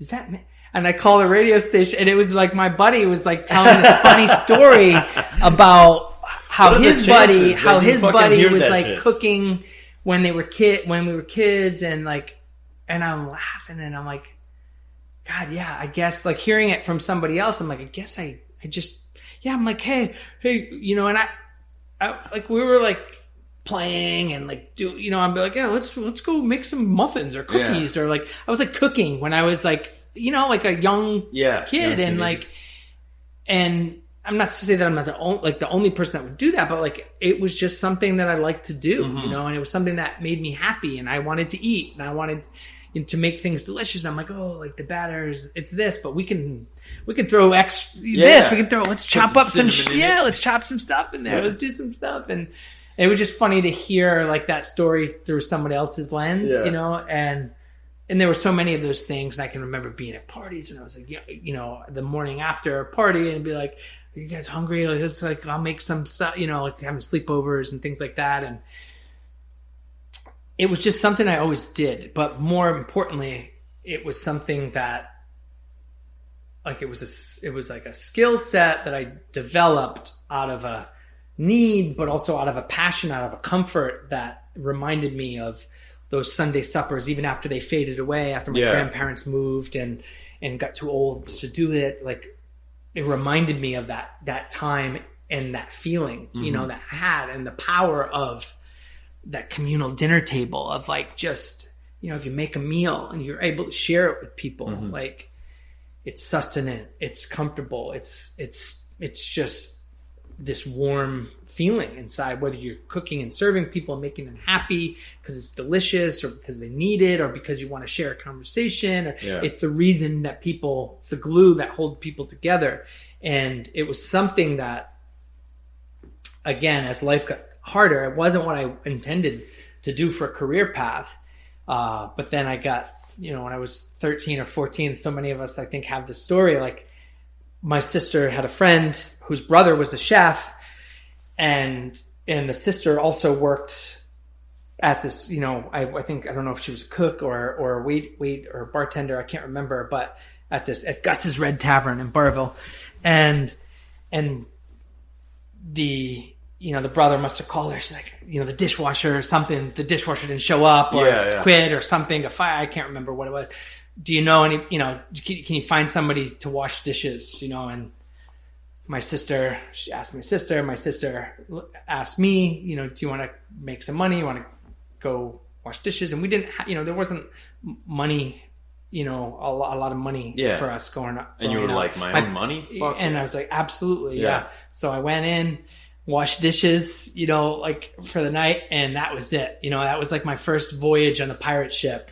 Yeah. And you're just looking over at the pirates and you're like, these motherfuckers are hard. I was like, this is fucking crazy. You know, swearing, screaming, like everything you, like a page out of Kitchen Confidential, you know, like where you're just like, this is scaring the shit out of me and I love it. Yeah. Like, you know, like this is crazy. It's like I'm in an action movie, like, and it was just, and I'm going to get paid for it. And it was hard and it stunk and it was like gross. But you just like, you're like, do I hate it? Do I like it? Do I hate it? Do I like it? I'm going to get paid. Like, you're going to, I get to eat something. You're going to make me something to eat, or I can taste things. I can like, there was like the sense of freedom that came with like getting a job. And then like also just being out of the house and being on my own, and mom would drop me off or my sister would drop me off and pick me up. And that was the first, you know, bite into the like professional world. And I never thought I would do it. You know, I was like, I was really thinking like math, science, service. Like, you know, I come from a military family, and so many of my, like my dad, my brother, my grandparents, my grandfathers, all served. It was my uncles, a bunch of my uncles, not all of them, and it was something that I thought about, right? And I was applying, I was thinking of going to West Point. I had this like career arc and path that I was thinking maybe I'll do FBI or CIA, or, you know, like, I don't know, like we're going to politics. Like it was just like a totally different trajectory. Yeah. And that changed like very late in my senior year in high school. And I just, fuck it. Like, and for so many reasons, it was more complicated than that, but I decided, you know, to go to my fallback and go into cooking. and I went to Johnson Wales, and the rest is sort of history. We're gonna get into that history, but before that, what music were you listening to in the early 90s? Oh man, I know that music was getting really strong at that point. Oh yeah, I was definitely. So I have a unique background being the youngest of 5 kids, so I had a really crazy musical upbringing. Can I stop for 1 second? Yeah, for sure. Let's do it. It's all good. It's all good though. It's why I live. That's why there's no more. This is no longer a 3-family house. It's like I can't. Roommates are fucking horrible. Oh. I'm sorry. Sorry for all you roommates out there that get along, but for the most part, it turns shitty. So we're in your life. We're in Rhode Island. You're about 13, 14. Listen to music. Yeah. Yeah, man. Music has always been a huge part of my life. When I was a kid, we had, we had an 8-track player. Yeah. We had a record player. We had cassettes. What kind of records? That was like right at the tail end of like where it didn't get used a lot. As I can remember, that was. And the 8-tracks, when I was real little, I remember the 8-track cassettes. And then right as where my memory really starts to kick in is, when cassettes became a big thing. But when I was a kid, man, Elvis, I was so into like Elvis, and my first cassette 8-track was actually a country guy named Boxcar Willie. I remember that. Boxcar Willie. Yeah, man. And my parents listened to a really diverse, kind of group of music, and I remember a lot of the 70s stuff. They were still playing everything from, Kenny Rogers to Stevie Wonder, and everything in between, Bee Gees and the Beatles. My brother, who was the oldest and I'm the youngest, as I was a kid, was really into 80s, the Cars, Devo, Journey. My sister, who had a huge impact, not the next one, but the next one, Cher, and she listened to a lot of, she was super into 60s and 70s rock. Yeah. Zeppelin, Bad Company, Aerosmith, and I really got a lot of that from her. But mom, would always, Sundays were, we'd have breakfast, we'd go to church, come back, and then it was mom would put on Casey Kasem Top 40, and everybody would do chores and clean the house and do stuff around the house. So the top 40s on Sundays were a huge impact on me, just Sunday suppers. And pop music was just so many different artists and different styles. But then as I got a little older and became a teenager, I was really into hip hop, early hip hop a lot, and Tribe, and then around, I would say 92, I was still listening to a lot of hip hop and pop, but I just got really into that was into rock and grunge, and that just became everything to me in my world, and the angst, and I was a teenager, I was dealing with all these emotions, my parents were getting divorced, I was going to high school and dealing with that exactly whole what the fuck these guys were talking about. Yeah, it was everything. It was everything they were talking about. Yeah. And sonically it just resonated with me, the guitar, the voices, the words. I've always been a writer, and words to me, I have a hard time, especially at that time, and it was just if I heard if the words weren't substantive to me, it I just couldn't get into it. You couldn't get into it. Gotcha. You know, and like, I was looking for that. I was looking for something to make me feel either recognized or just feel good, or feel like I'm not alone, or feel like there's somebody expressing the way that I feel, or learning how to talk about things or these emotions, and or just this energy like in the music that I could associate with. And that was huge for like Pearl Jam, and even like the like sort of southern alt rock, country alt rock, where those lines intersect, kind of going back to like, you know, thinking of like Elvis and like back in that, like where that those crossroads happen, and like the Gin Blossoms and like, you know, and Better Than Ezra and like all these like 90s, you know, bands, but and even late 80s, 90s, Crowded House and Toad the Wet Sprocket, like guitar driven stuff that but had like words that like sort of resonated with me. And that just kind of stuck with me. And I've been like a rock guy, you know, but I love like all disciplines of music I can appreciate. I played jazz in like the high school in a high school band, and I was a trumpet player. Okay. So like, you know, I have appreciation for everything. I've always liked pop, and you know, because there's a reason that it's popular, right? Because it makes people feel good, right? Yeah. Like, and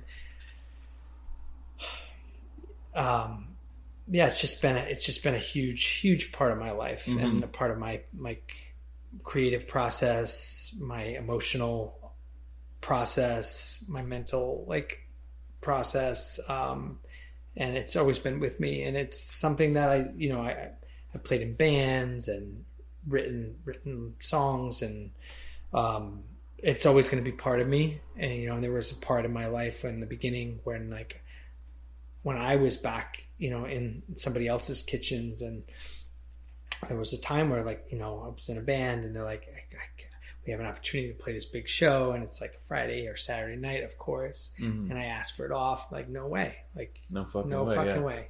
No, you gotta make your choice at that point. You make your choice. Yeah. What are you going to do? And I got to sit down for my chef at the time. It's just like, where were you? What restaurant? Or what are you going to do? And it was the Agora, which was at the time in the 90s, you know, the economy was great in the middle 90s, right? And Providence there was a lot going on. Yeah. And they just built at the time the first luxury hotel in downtown Providence. What was the hotel called? The Westin. The Westin. Okay. Yeah, which is now, it's crazy now, like how, you know, how hotels change, and you're like, wait, didn't the Omni used to be that building, or didn't the Biltmore used to be there, or didn't the Westin, or didn't what? Like, and they just switched brands and different names, same rooms. So, it's like, what the fuck? You know, but that was like that was a big thing, and it was the restaurant that they brought a chef in from Boston and opened up this restaurant and national acclaim, and I was lucky enough to get a job there on accident, and it was one of the best experiences of my life. But this particular thing that had happened, and you know, it was just like, you got to make a decision. Are you going to be a musician, or are you going to be a chef? Yeah. You know, because you can't do both. You can't. Which is right and wrong. You know, like as a career, you know, you can only at that time, and it was a different time then, and he was really just saying like, are you going to give this your all, or are you not going to give it your all? And I just wish, you know, but who knows? Like if I had gotten the night off and more nights off, and I tried to do both, and I don't know. And I did try to do both, but I resented him for that, you know, and for stifling your, and it eventually led to me not being able to stay in that band, because I could only do shows that weren't on Friday and Saturday nights, you know, and so the band had to make a hard decision too. Where it's like, and it was just this guy like in tough. It or not? Yeah, exactly. And you know, I'd be put in that position musically and non-musically so many more times later in life, but like, you just like, it was like a hard thing for me. But and the band was probably all your friends. Yeah. In the kitchen, there's probably your chef and then a couple douchebags, and you're like, I don't know. No, they were like my family. They were like my family too, and but it's like, it was just a tough thing, but it stayed with me, and then again when I left there a few years later, 4 or 5 years later, and then before I opened up Nick's, got more heavy back into music again. Yeah, playing shows, and then even when I opened Nick's, one of the many, it wasn't the only reason, but one of the reasons I was doing breakfast and lunch was so I could play music at nighttime. Music at night, okay. I'm like, oh yeah, that makes sense. I can't have weekend nights off. I'll just make my own reality. Yeah, I'll just make my own reality. I'll make a restaurant that is only open in the morning and at lunch, so I can play at nighttime. And I had this big plan, I'm like, this is gonna do, and then you're like, well, wait a minute. If we were open for breakfast, my ass is gonna get up at 5 o'clock in the morning. Yeah. And I was just that's burning. When the show ends. Yeah. Like, man, that was crazy. And thank God I was in my early 20s. But I don't know. It was just like, it was tough. But and Nick's really took off. And there were times where I was just like, okay, am I going to do this? Am I going to quit? And I put I have a tendency to do this, right? I build these realities in my mind, like trying to see things out, and I make them so much more, I don't want to say severe, but like intense than they have to be, and be like, okay, if I do this, this and this is going to happen, or this and this could happen. And, and I'm like, I grew up like no money, we had no money. Yeah. We were like definitely one of the less fortunate financially resourced families in the area, and my parents worked so hard to keep us there and to put us in that school system and to give us all the things that we needed. But it was very evident to me, and that we didn't have a lot. And, yeah. There were times throughout our life that we were on food assistance where I had to, I was like, we never had name brand anything. Mm-hmm. I was getting hand-me-downs. We would like, especially as a teenager, and it's so awful that kids get like that. It's like, no name brand this, no name brand that. I was like stealing things out of the lost and found just to have like a Champion sweatshirt, or to have like a decent pair, like a name brand pair of sneakers. Yeah. Or like, anyway, like as I got old and I worked all through high school. Like I was a janitor at a nursery school. I worked the summers at a summer camp. I would dishwash. I would do I was working all the time. How old were you when you got the dishwashing job your sister got you? I was probably 13 or 14. I was probably 14. How long did you stay there? I was there for on and off, I think for over a year. Did you dishwash only, or did they let you? That was dishwashing only. Uh-huh. My next gig, which was the reason I left there, was at the summer camp. It was a Boy Scout camp, and I was started off as a dishwasher. I was there as a camper. I had been going as a Boy Scout. Scouting was a big part of my life. I was there as a camper, and they needed staff. I was like one of the camp directors had asked me like, hey, what are you doing for the rest of the summer? Do you want to, would you be interested in working here? And I was like, yeah, like absolutely. Like I got nothing going on. And I called my parents, I asked them, and like literally I just fucking stayed there for the summer. Oh, that's fucking cool. And I was working in the kitchen, washing dishes, but then pretty soon, it's literally like, it was like a chef and all teenagers. Like, like we're feeding 400, 500 people at a clip. Like, and do you remember who that chef was? Mike Ramos. I'll never forget him, man. Never forget him. How old was he? I would say at that time, he must have been in his probably late 20s or early 30s, I would say, if I had to guess. What a cool dude, man. And that summer was pivotal musically for me too, because he had a CD player, and when there weren't people in the mess hall, he would listen to his, and he's had like the Gin Blossoms, Pearl Jam's first album, Live, like we were like playing CD, and he would let me play CDs. Oh, that's cool. And so I was like really getting to listen to music, and out in the fucking woods, like, and then he realized that I was like, there were some real, like, you know, guys that shouldn't have been in the kitchen, like, you know, and like, and he just kind of realized pretty quickly that I had a decent head on my shoulders and that, so he would like give me shit to do, and I'd end up, you know, prepping or doing things, and he's teaching me how to make salad dressings and how to make, you know, on the kitchen manager, you know, who was probably 18 or 19 when on his days off, he would have me come in early with him to make breakfast. And that's the first time I learned how to work a flat top. Yeah. We're making pancakes for 400 people. Yeah. Scrambled eggs for 200, 300 people. Cafeteria's a great training ground. Yeah, it was incredible. And anyway, so I left Gus's. So that was big, impactful on like a lot of layers: cooking, music, life. But you know, back to the, you know, fast forward back to like that kind of early 20s. Like, what am I gonna do with my life? Because there were so many times throughout the career path and throughout your life where you're like, do I keep going down this road, or do I want to switch directions? Yeah. Am I doing the right thing? Am I doing me? Where should I be?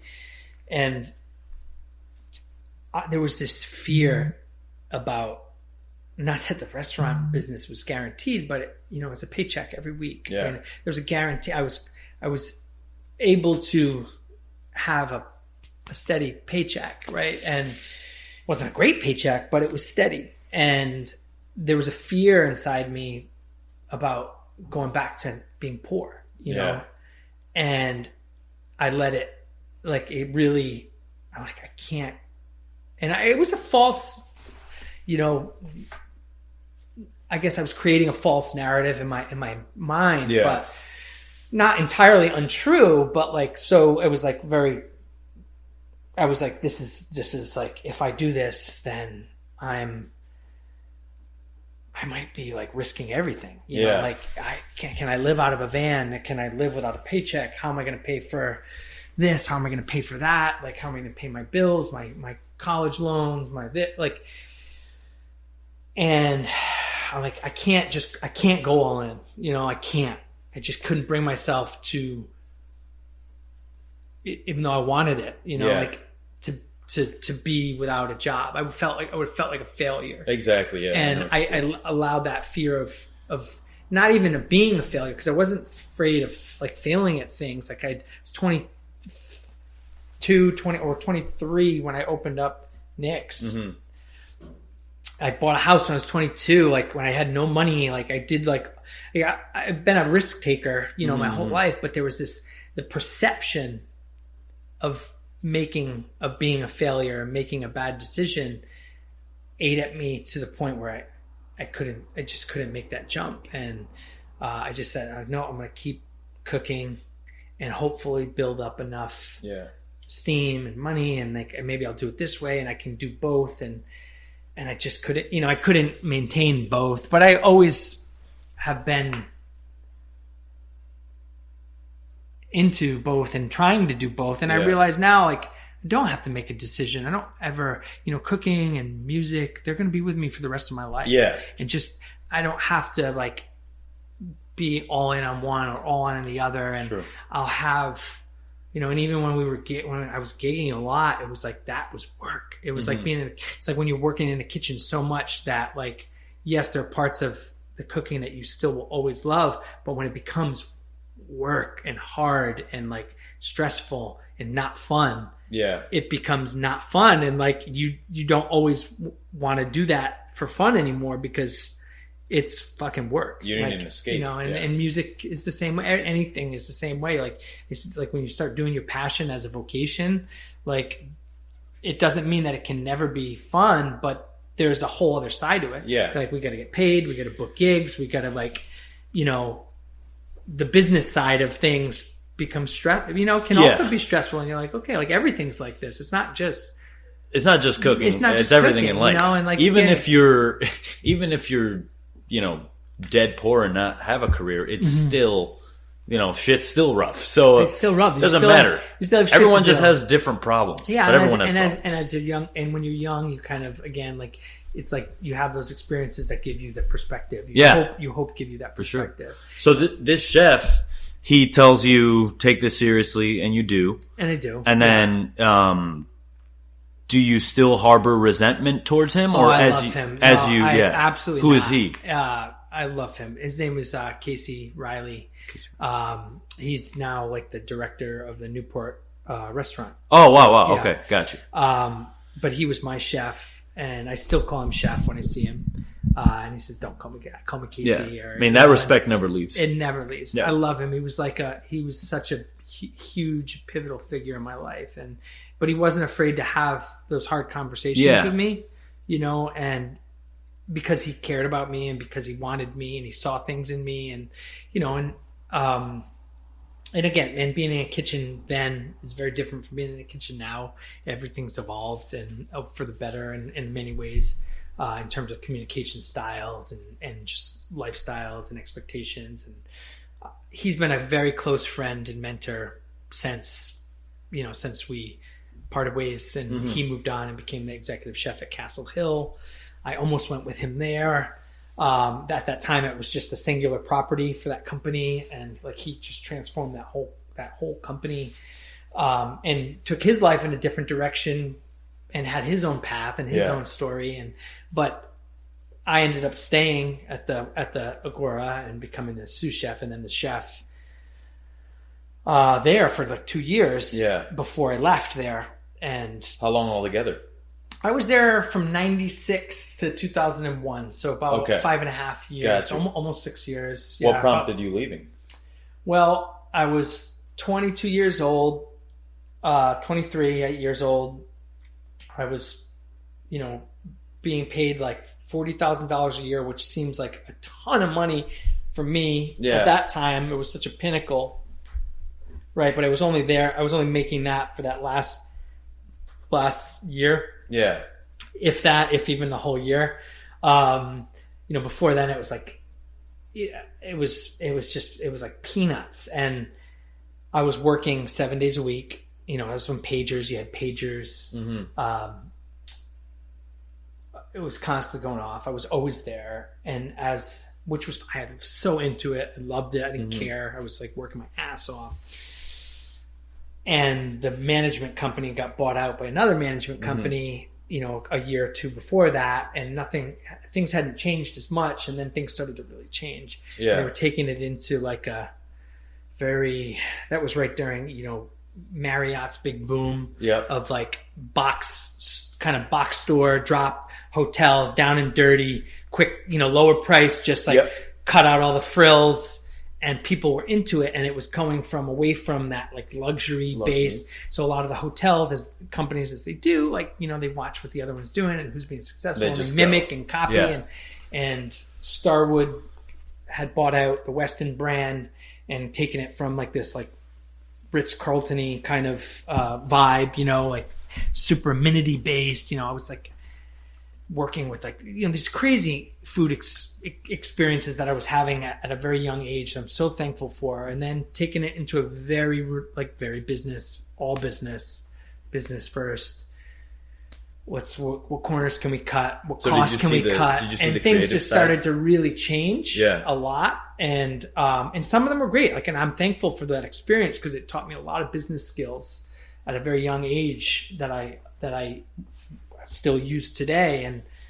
But from a I was at that time a young chef. I'm an artist. I'm a creator. and we had like 4 or 5 F&B outlets in the property, and they started like shutting one, or they would just consolidate this one, then consolidate this one, then this one. There was room service, there was a sports bar, there was the sort of 3 meal a day place, there was the room, there was the Agora, there was a library lounge, there was all these like cool like outlets, and then they started like shutting it down, consolidating, leaving the venues open, but then like getting rid of staff or being this and this and this, and then they started to like put all these things on my plate, and I was writing room service menus, I was doing all the VIP banquet, like superstar banquet stuff, menus, and executing them. And the executive chef or the F&B director would come over the line on a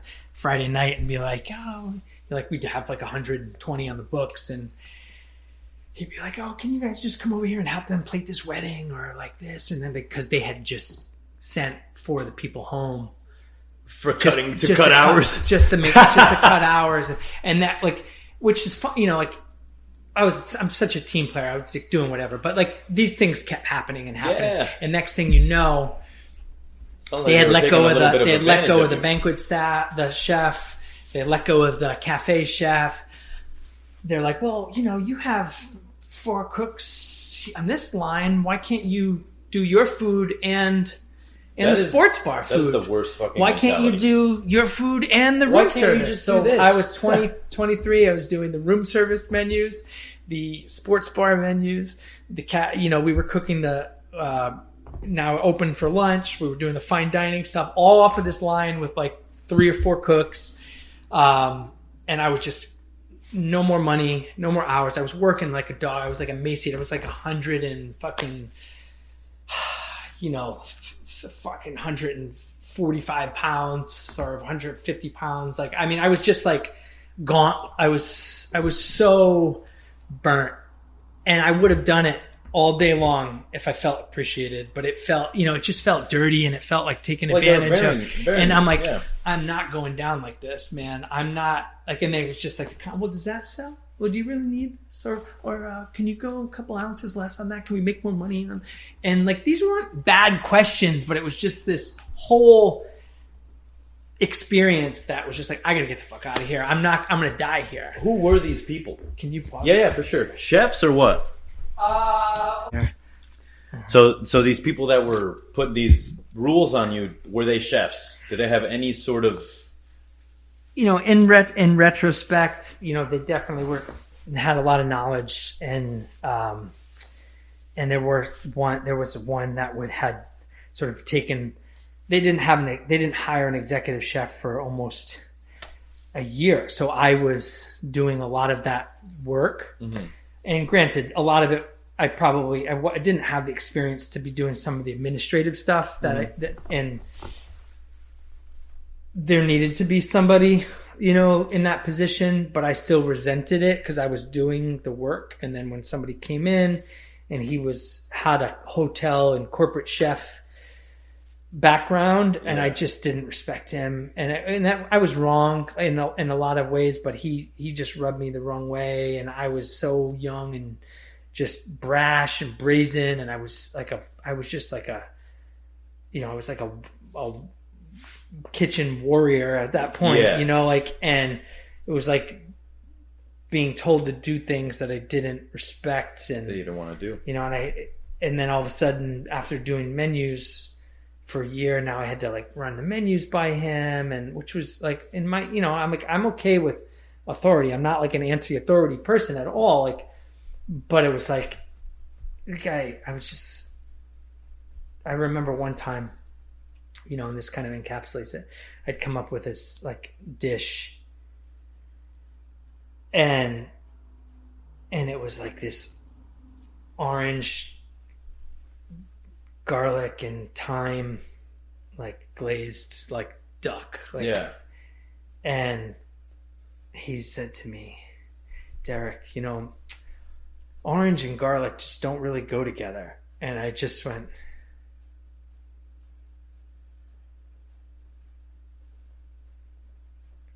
duck orange? Yeah. Peking duck? Like all those flavors, citrus, garlic, doesn't go together? And I was just like, okay. And in my head, like, he was just dead to me. I was just like, You're done. You're done. You're done, you're bro. done. You're saying this just to say it, or you really believe that. Yeah. Have it. You have nothing for me, right? Mm-hmm. And it wasn't the right way to think, because I look back and I do know that I did learn some things from him. Yeah. But I didn't respect him. Yeah. As a chef. And you could see why he was saying that. And I could see, not everybody likes that. And I was just shutting it down, and I was just like, no, man, these flavors work great together, and this is going to be beautiful, and let me make this for you, and you'll see where I'm going with this. And it just, anyway, like, so they, to distill it down, there definitely were some chef there, one chef there, but it was mostly like corporate, hotel director. So managers. At that point, did you feel like you had a mentor there, or you're left to your own devices? I was sort of left to I was learning other things, but in the kitchen, it was like I was at that point, and I'm not that I wasn't learning things from the other cook. I was managing a lot of people that were older than me, and I was definitely learning things from them as well. But it was a hard dynamic. Yeah, it's a crazy dynamic. And I was, and it was difficult in some instances because where there was pushback and what is this kid? Yeah, they're like, who the fuck am I going to? Yeah, who the fuck is this guy? And it was a union shop, so there was like even more brazenness. Like some people could, would talk back because they know that they wouldn't get fired protected. It was, but it was a great experience. But I was like, I gotta get the fuck out of here. Yeah. And I left, and I was so burnt out. I remember having a conversation with my dad at the time, and he was just like, "Listen, Mick, if you're not happy, like, you don't have to do this. You don't have to be here. Like, you should, if you're going to work this hard, Derek, like, you should do it for yourself. For yourself, exactly." And I was just like, and I had at that time, like, I hadn't taken any time off. I had a bunch of built up vacation that I never taken. And I've never quit anything in my whole life. Like, I'm just to a fault, just to a fault. Like, I will go down with the ship. Mm-hmm. And I just went and put my notice in, and I gave him 6 months. Whoa. Right.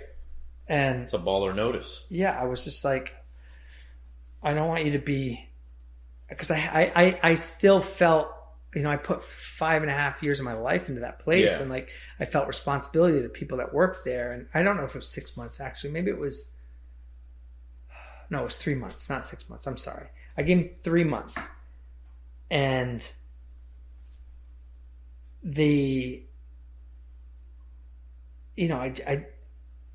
I had never, like 2 weeks, a 2 week notice to me was like, that's not fair. It's not fair to my team. It's not fair to the guests that made reservations. It's not fair to like this, that, I don't even know what the hell I'm going to do. Like, and it was in May, and I got through graduation season. I got it like 3 weeks into my notice, and they just called me into human resources and like, we really thank you for giving us all this time. I appreciate it, but we're just gonna, we don't need you to finish out the rest of your notice.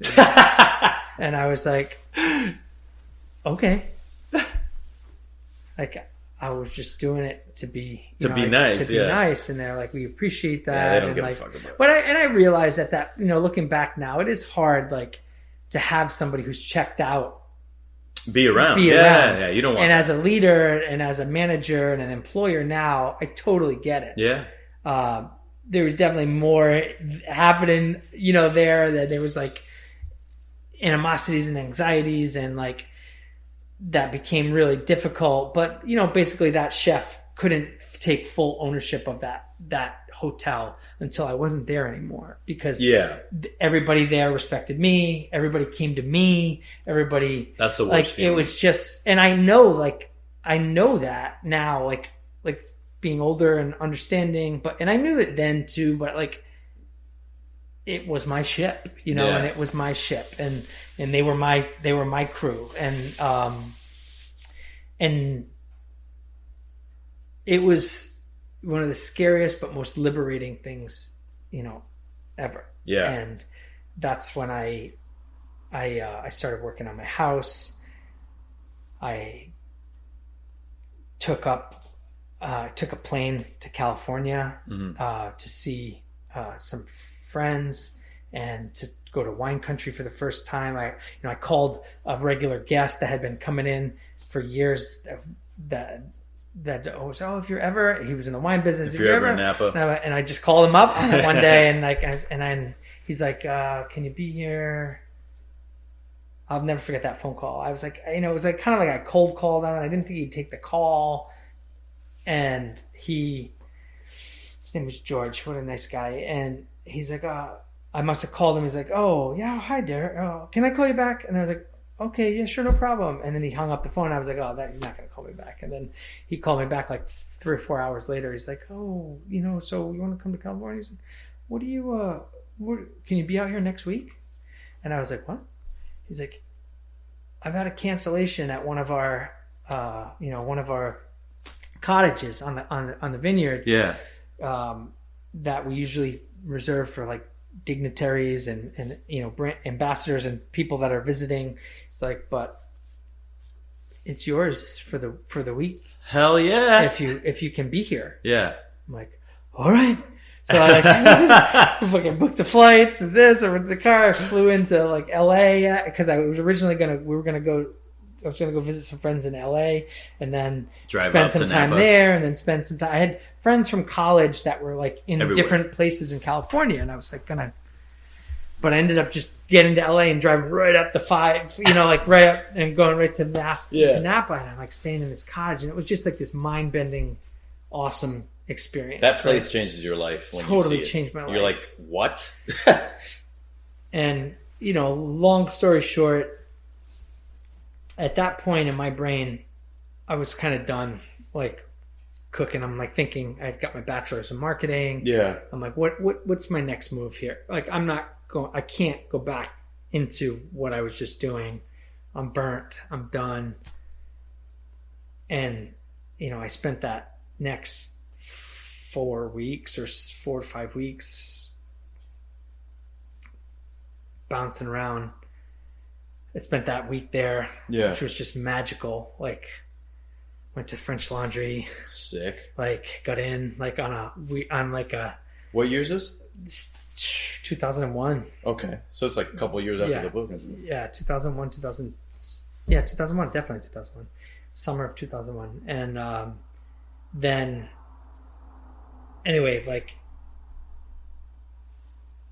I'm crashing on people's couches. I start cooking for people. Yeah, seriously, man. I'm like cooking for people. I'm like, we're going out. I was like healing, but like also like eating and drinking, and I was like, doing this, that, and then I ended up like in it was just a crazy, month, and I'm gonna take the rent car back, and I drive. I'm like, I gotta be in LA tomorrow, and I gotta get the rent car turned in. Now LAX was just like it's like I'm coming from TF Green in Rhode Island, like, I'm like, what is this? Yeah, that's like, another world over there. Crazy. That's probably because I don't think, does Rhode Island Airport have international travel? I'm sure they do. No, they might now, but they did back in the day, right? Until recently, yeah. That's what my mom was like. Because she was Bradley Airport in Connecticut.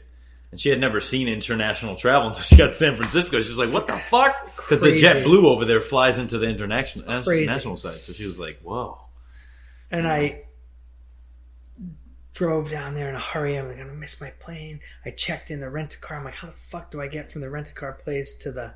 I didn't think or plan. And this was back, you didn't have a smartphone or anything. No phone. Phone, yeah, right? no phone. And I turned it in. I went through security. And I get up to the gate, and I'm like, sir, your flight leaves at this time tomorrow. You're like, well, I guess I'm here early. That's awesome. I ended up having to, I'm like, oh, fuck, I'm not leaving now. Like, so I'm like, yeah, I'm already checked in, and this. I got no car. I'm in the middle of this, and I was just spent. I had no money left. I'm like physically tired.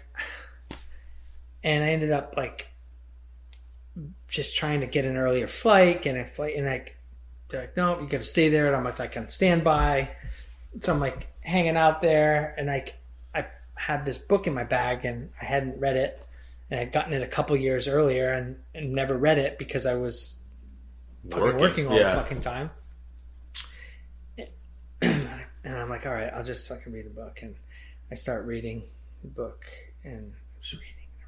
Was up all fucking night reading and laughing, like thinking about all the fucked up things and awesome, cool, bad about like the last 5 years of my life. Yeah. and it was Kitchen Confidential, you know, and I'm reading this book, and I'm just like, man, this is wild, and this is crazy, and this is fucked up, and this is good, and this is awesome. And thinking about people in my life that remind me of people in the book, and I don't know, it just like I had this. I won't say that it was like the only reason, but it was certainly made me be like, no, man, like I can do this, and this is I am like this is who I am, and this is part of who I am. Yeah, and, you know, it doesn't define me, but it is part of me, and it defines part of me, and I can totally do this. And it made me miss certain things about being in the kitchen, and also come to think about like, well, I can do my own thing. I can change things that I don't like, you know. You can make your own culture. And I can make my own culture, and creating a culture of care. And I did, and I came back, and after reading that book and kind of like getting falling back in love with the idea of cooking and professionally being in a kitchen, and thinking about what the possibilities were, and I decided to start something, and I found Nick's. Was it already?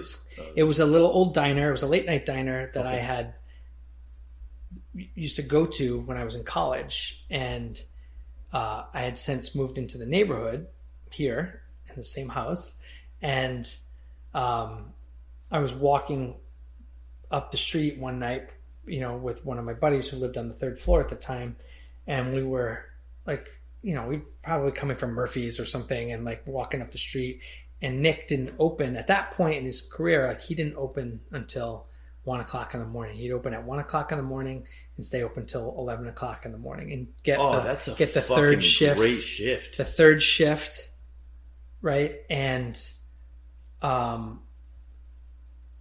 restaurant, hotel, bar, nightclub, police, medical, you know, dancers, like, I mean, everybody, you know. And at the time there were like several places like that in the city. Yeah.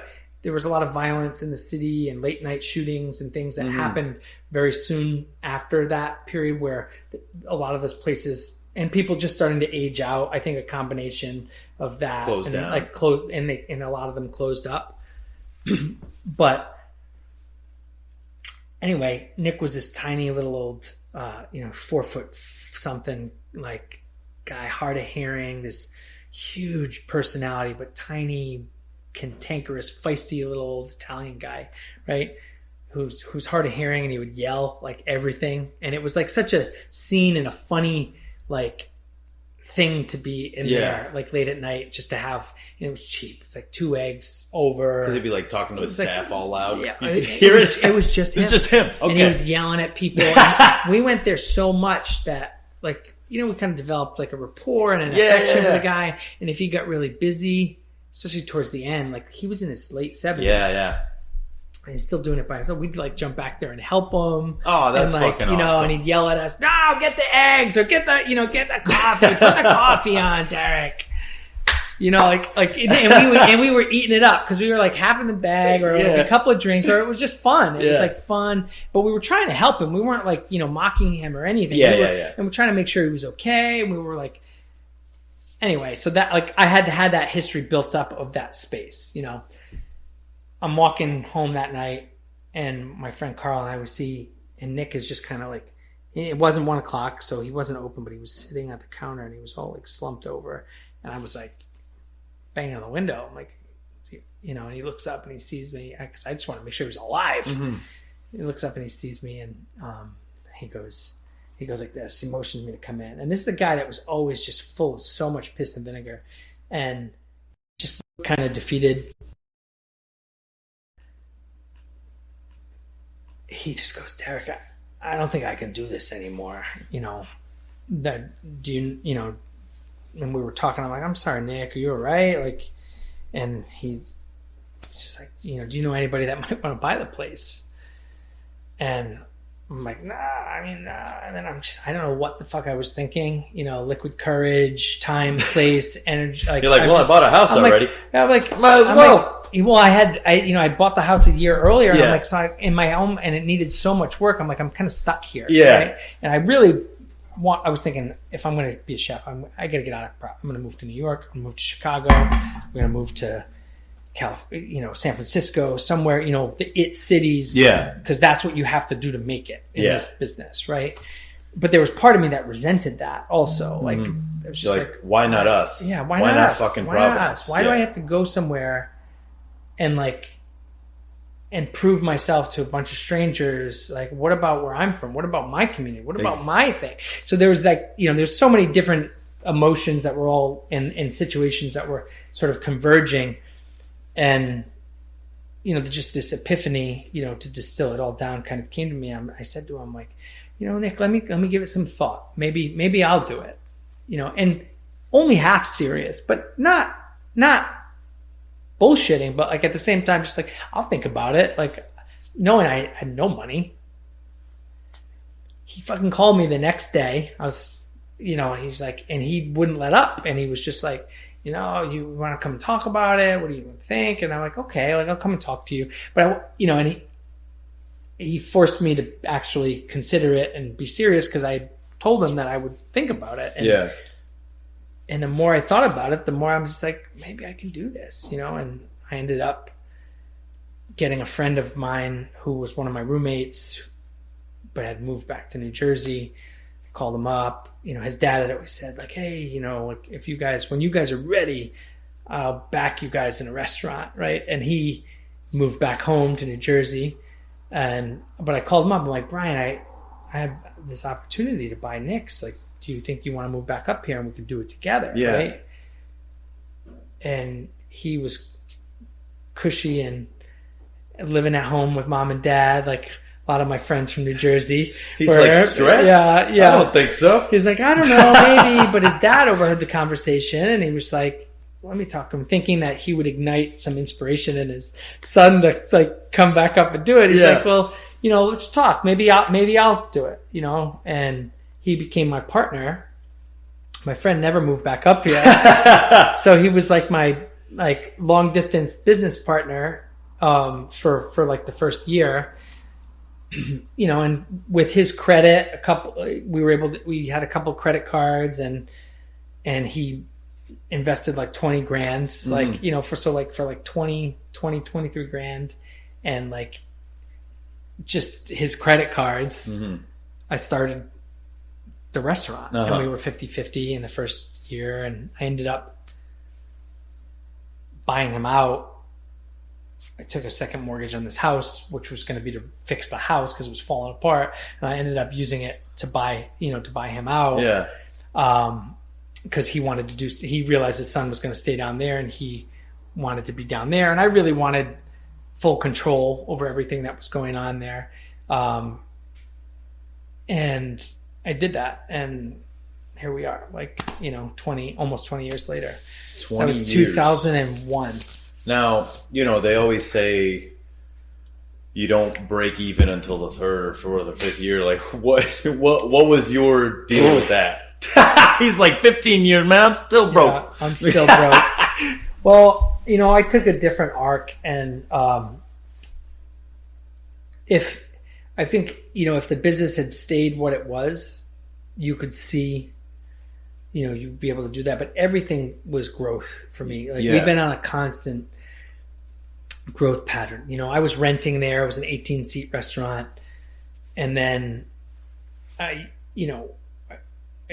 we opened for nothing, like on a shoestring, but it's like laughable to think about how much money we had to open, that we got that restaurant open with. Mm-hmm. And it was like everything got reinvested, paying down debt. And then once we started to pay down the debt and steam started to build up, there was a situation there where it was like, this space isn't going to work for us anymore. That must have been a good feeling. I started looking to rent somewhere else, or again, this like entrepreneurial craziness, like where I'm like, well, why rent if I could buy something? Let's look and see if that's an option. Because to me, like, you know, again, like it was just like you got to be the master of your own destiny, which isn't, you know, correct, but was my narrative. It was my perspective at the time. And like if I'm gonna do this, I'm gonna work for myself. I'm gonna be self-employed. If I'm gonna do this again, if I'm gonna go through this again, with all the shit that I was going through with the landlords and the work the building needed and the space needed, and dumping money into the space only to have my rent go up and to have, you know, or for them to finally do work that they were supposed to be doing for a year and then not pull permits, and to have the fire department and the building inspector come and try to shut the restaurant down because they were doing work in their building without permits, and like all these crazy things that were going on that was just like, I need to remove this piece out of the equation. So I found the building that we're in now, took a second mortgage out on my house, put a down payment on this building, got my dad to retire from his other job. And one of the jobs he had always done my whole life, second and third job, was carpentry. And that was his passion, even though he couldn't do it full time all the time. So I got him to retire, quote unquote, and come help me with the building. And for 2.5 years, that little tiny shop paid for, you know, my 18-seat restaurant, no liquor license, paid to get that restaurant, that building built. And it was a piece of shit building. The roof was caving in. That was the only reason I was able to afford it. And, but we've never been afraid of hard work. So we did that. So, I mean, kind of like, it's hard to answer the question that you asked about, you know, when do you see that break even, because I've never seen it, right? Like, and because always constantly, because we're constantly like building for the future and reinvesting, and it's been evolving the whole time. So it's really hard to look at it as like a clear cut financial piece and say, you know, we were doing good here. Gotcha. Yeah. I mean, I certainly can look at business, just the arc of like business, and say revenue did X, Y, and Z here, but in relevance to expenses, it's almost like felt like it's never been like, because it's been a passion project. And like, you know, I've always like, you know, we buy great ingredients, we pay decent wages, we put a lot of craft and artistry into what we do. We try to use smaller producers when we can, and those things cost more money, and we're giving back and doing charity work and doing, you know, all these different pieces that are costly and eat away and erode those, you know, the P word, the profits. But, you know, I look back at what we've done, and there's been some real hard times, and this year was the toughest of the toughest, you know, but, you know, I started the business after, like, during 9/11, like, that was awful experience. We got through that. A few years later, you know, there was like the station fire, which just, that was that nightclub, gripped the entire Rhode Island. There was a nightclub fire, but, you know, which impacted the music and an entire state by the heartstrings, but also totally shifted and changed the operational procedures and guidelines of how to operate, fire marshals, how to operate a restaurant, and anything like that. And I mean, catastrophically. Yeah, this shit happened, what, 40 minutes from here? Yeah, not even. Yeah, it was in Warwick. It was West Warwick. Right? It was like I drive by that building sometimes, and I'm like... I was driving by it the night. I mean, not right by it on the street, but I had band practice at a studio in West Warwick. That night. I didn't know that show was going on. It was it was a great way. It was like an 80s rock band. Like, it wasn't my scene, but like, I just remember driving home that night and seeing smoke, just thinking it's a Warwick factory, you know, whatever. And finding out the next morning at Nick's, like when I'm opening and the paper on the counter, and I'm like, what? Yeah, that was devastating. And it was awful. But, you know, beyond the emotional, it also changed our industry and it changed like what it took to be able to open and operate and the costs involved and the steps involved. And fast forward, opening, moving there, opening a new space, going through the legal and zoning and permitting, and it was crazy. Anyway, but like to go, I mean, I could spend an hour on every single one of these, every single one of these stories, and hopefully it's not too all over the place. No, but it's like, all good. I started with nothing. We started the business out of, with some equity from my house. Then I bought my partner out with some equity from my house. Then I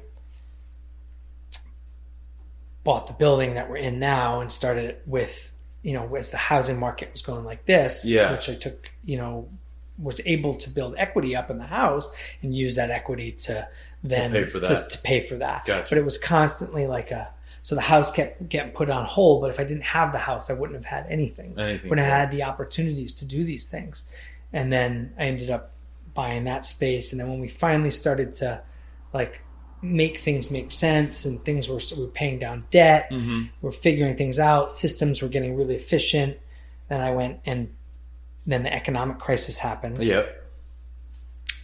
Banking collapse, crazy to live through that from a business standpoint. And then we survived that barely. And then started to climb out of it.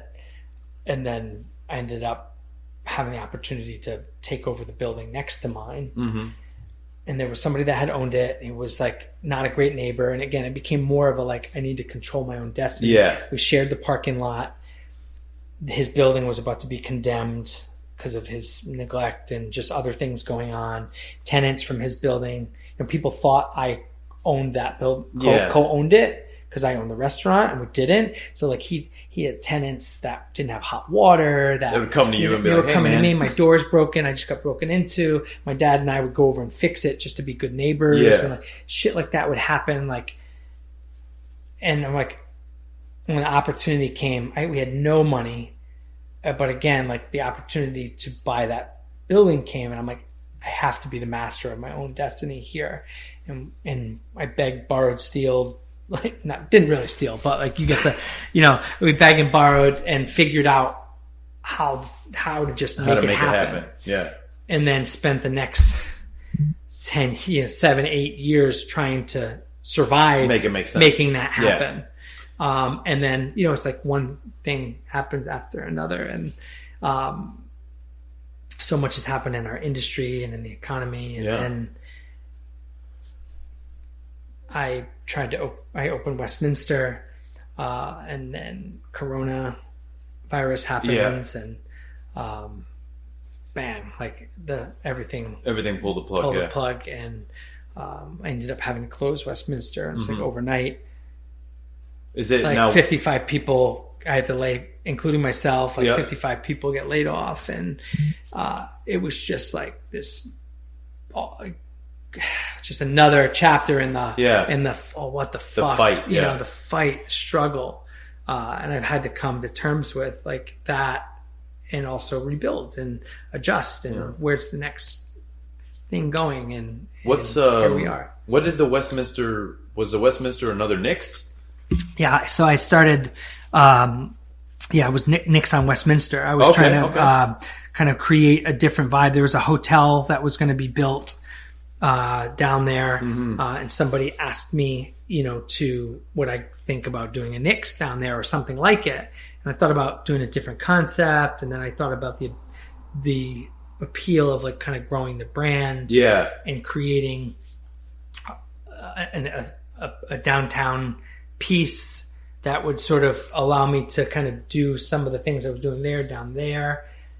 Then have it find its own way, and then be able to evolve that. And like I had all these ideas and thoughts and intentions, and and then like as it does, life happens, and the hotel was supposed to be open before the restaurant, and we built the restaurant to service the hotel, big and like expansive, and then the hotel didn't happen. Yeah. And then Corona You're like, happened. where the hell are we going to get our and guests? like, you know, and I've got a $11,000 a month rent. I've got a $10,000, $11,000 a month loan mortgage to pay. We've got, you know, payroll was like anywhere between $15,000 and $22,000 a week. Yeah. Jeez. And like a 10-year lease. Yeah. All this crazy stuff going on, and then within our first year of opening, and I had to make the hard decision, like to close it, just kind of close it, and try to survive. And it was like kind of like a startup all over again. It was like 2001 all over again, and it's just me, and it was just me. You know, in the beginning of Corona, it was just me and two other cooks and two of my key front of the house people, and we just started takeout only because we weren't able to do anything more than that until June or late May, June, and it was just building back up again, building, and that's kind of where we're at now. Where we're just like, what's the future going to hold? We don't know, but that's left me, you know, reorganizing, reimagining, rethinking, you know, where do I want to be? Where do I want the restaurant to be? Where do I want my time, my impact? How do I want to use my platform and my voice, and like all these questions. And for the first time, going back to what it's like to be a cook when the music stops, right? And you're just like, now you have to think about these things. And you've got time to think about it, and you have a necessity to think about it. And how do we adapt, adjust, overcome, and reimagine where the future goes? And here we are. How did you see how was the evolution of the food? Because when you first took over Nick's, it was a breakfast spot open. Well, you know, my idea with food, you know, my food philosophy, and again, I could wax on about this for hours and hours, but like, if I have to like distill it down to some smaller sound bites, because I'm just like, you know, talking. I'm just talking and talking and talking. That's fine. Like, if I have to distill it down, I would say that like my idea when I opened Nick's for food was like, at that time, you know, fine dining, you know, like what we mean by fine dining, right? Hard work, integrity driven, handcrafted, no corner cutting, real wholesome ingredients, not just fine dining from a price point standpoint, right? When we think about fine, what we're really talking about is fine cooking, right? Yeah. Right? Gourmet, you know, you can package it with whatever words that you want at the time or now, but it was like honest, like integrity driven, handcrafted, chef driven, real ingredients. But did you say to yourself, I was doing that at Agora. We made everything from scratch. Yeah. It was the best of the best ingredients, no corner cutting. And I'm like, but it was inaccessible from a price point, and also there was just this pretentiousness, you know. It's like my family couldn't come to eat here. Yeah. You know, I couldn't afford to eat here. And there was an attitude and a inaccessibility and a, you know, stick up the assness of that lifestyle and of that thing. And part of the pomp and circumstance was kind of cool and fun, but part of it was also like really, as somebody who grew up kind of poor and like and as it got more corporate-y in terms of the behind the scenes, it was just kept further like sucking out the love and the passion and the connection of the communal eating experience, right? So my goal for Nick's from a food perspective was to return to, you know, like, why isn't anybody cooking this kind of food in a way that's accessible to people, price point wise, time of the day? At that time, you either did dinner and you were a serious restaurant, or you didn't. You know, there weren't the breakfast was breakfast. It was breakfast. Yeah. You know, and there were so many people, and I believe me, I had so much self-doubt in the beginning. You're doing breakfast? And so many chefs and other people that would like, you know, you're going to do eggs? Yeah, but where the fuck were they 2 years in? You're going to do eating eggs? Brunch. You're going to do eggs? You're going to do eggs? This was before, like, you know, the chef counter had... This was before any of that. You know, this was before David Chang, and took the Mamafuku. This is, right at the cusp of like when Paul Kahn was doing Blackbird in Chicago, which were similar kind of like, like let's get down and dirty and get real. Right. And I was working on it, not from a comparative, but like, cause this is just how I felt. And there were obviously other people in the country that also felt similar things. Right. Like, and it was like, I want to cook in a place where cooks can afford to eat, and that people can afford to feed, and like I want people to re-engage with the act of like breaking bread and the spiritual, like communal sense. And it was a diner, so it was a chef's counter, unintentional chef's counter. Like that's the space could only be that. It was less. It was 600 square feet. Like So anyway, that defined like the space and my want of that. Just like wholesome. And I did breakfast and lunch, one, so I could play music, but two, from a business perspective, thinking like nobody was doing, there were 100 places open for dinner. Work dinner, and I didn't have the money. I couldn't get a liquor license. I didn't have the money for nice china, nice glassware, anything like that. All the things that I knew people would expect for nice dinner. And so I had to really eat some humble pie, serving on like plastic plates with the, $12 pack for 100 silverware, and like that you could bend, they were like made out of paper clips, but it was just about the food and about the feeling and about like I was doing, the same, in integrity and artistry and thoughtfulness that went into these dinner experiences and putting it to a breakfast and a lunch experience. And it really resonated with people. And it took off faster and crazier than I could have expected. And we had, and again, it was only 18 seats, but like it became a thing, right? And like there were like, it was Sunday and there'd be like line out the door, just hanging out all over Broadway. And even, this was even when the Columbus was still like a dirty movie theater, and like, and then it was only us and Julian's and White Electric on the street. And, and it became a thing, and it just became a thing. And we created this thing, us and Julian's and White Electric, and it really impacted the food. And as I tried to get better and better at cooking and better at the menu started to evolve, and we got some great write-ups in the New York Times and the Boston Globe, and it was new. It was like a new thing. Like people just like, I can get really awesome. Like I can get the same quality meat and cooking for like breakfast and brunch, and it would become before brunch became a hashtag. Yeah, exactly. Before hashtags were hashtags, and like, and it was just this like, hey, like I can enjoy this other part of my day that I thought was just like, food is fuel kind of thing, right? And it just started so organically. And it was like, the first couple of days we did like, like 20, 30 people.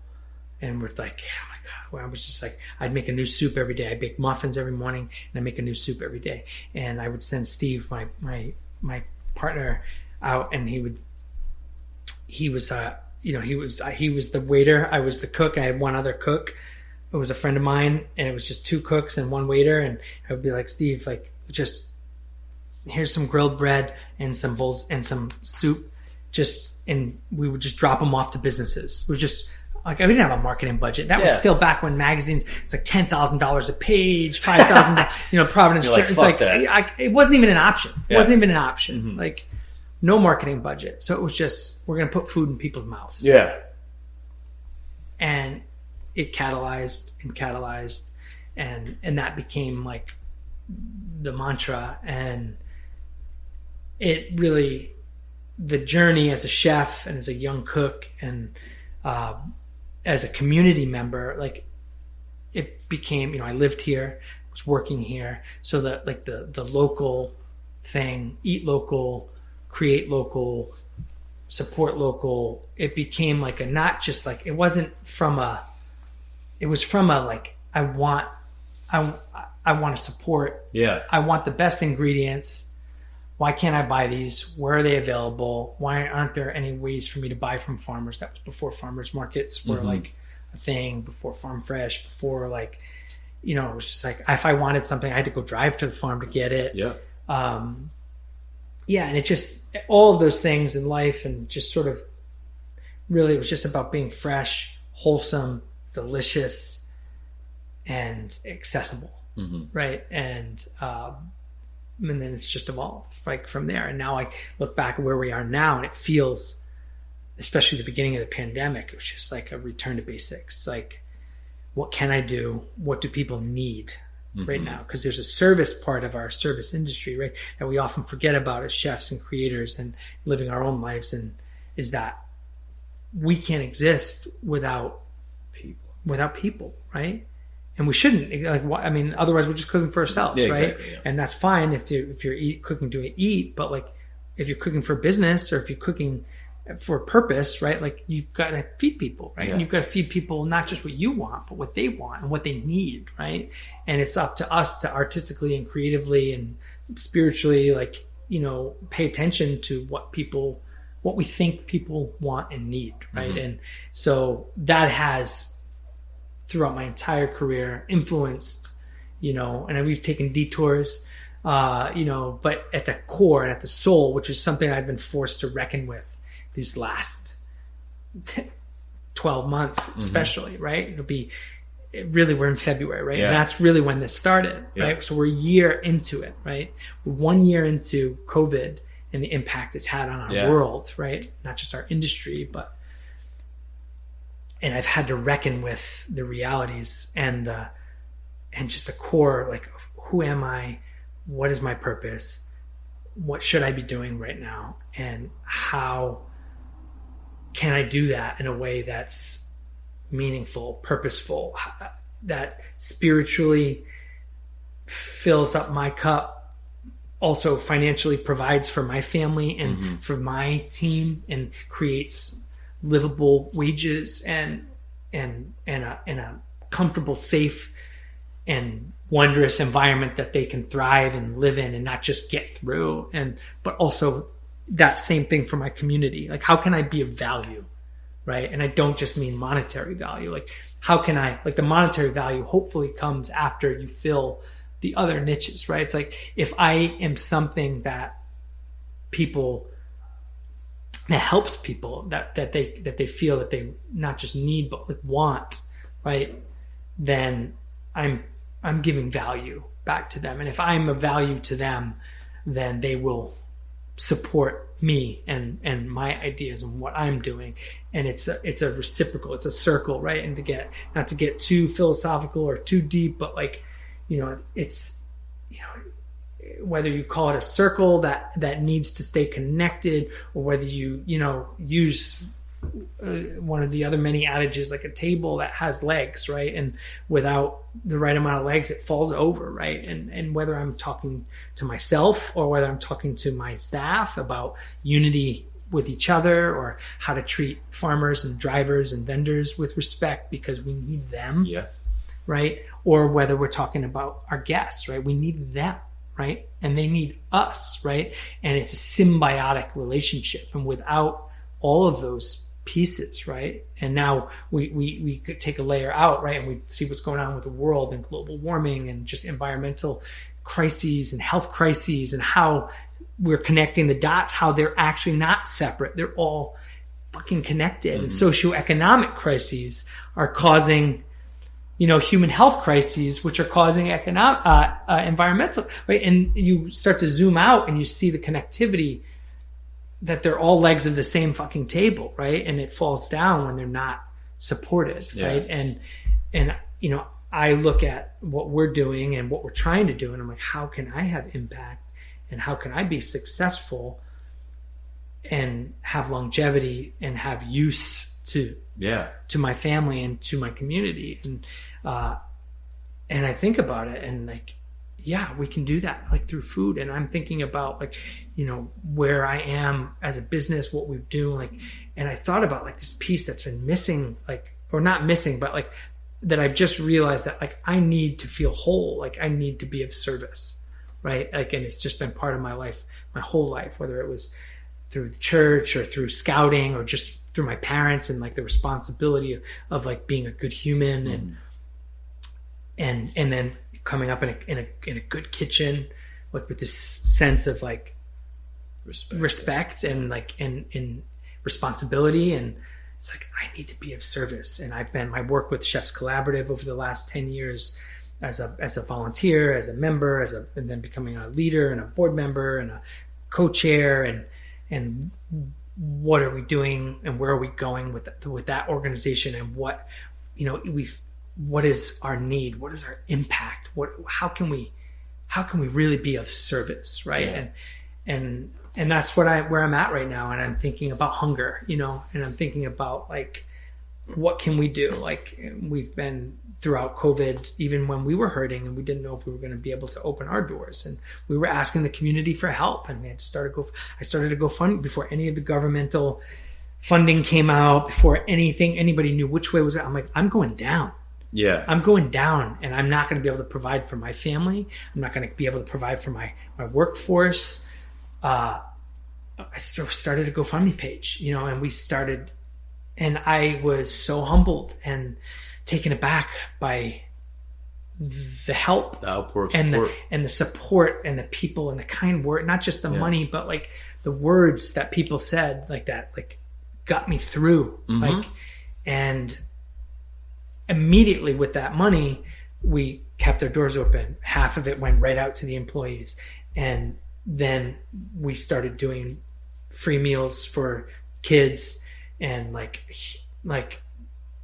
for hospitality workers and for our workers that were displaced and for first responders. And we continued even when the money ran out, like to do, deep discounts for everyone in the medical and hospitality fields, right? Like to try to just to do our part, right? Like, and we'll continue to do that, right? And I'm like now thinking, because I'm not working 120 hours a week. I'm only working 70 hours a week, or 60 hours a week. And I have these little spaces in time and like where my brain swelling has sort of gone down in some areas. And I'm like, how do I focus that impact? How can I be of service? How can I, because I really know as an artist and as a creator that I can't truly be fulfilled. I can't really be creating from the right place if I don't have that need, whether that's my need or someone else's need. And being a small business owner, there's always something, like it's never easy, especially in this industry when you're trying to do things the right way. But I know that like I can't be whole unless I'm serving somebody else. Exactly. And that's, and that's where we are, and the food will continue, I think, to evolve and reflect that. Yeah. And who knows where it's going to go. But whatever happens to us in the restaurant and my cooking style, it will always be reflective, and come from that place. Fuck yeah, chef. I don't think we can end it any better than that. Sucio Talk signing off, chef. Thank you very much for this. This was an awesome conversation. David, it's so good to see you, brother. And I'm sure some people out there will draw inspiration from this talk. And I think my biggest takeaway from you is success isn't just about money. Success is about what you can do for others and yourself. Growing. So thank you, chef. Cheers. Episode 13 signing off.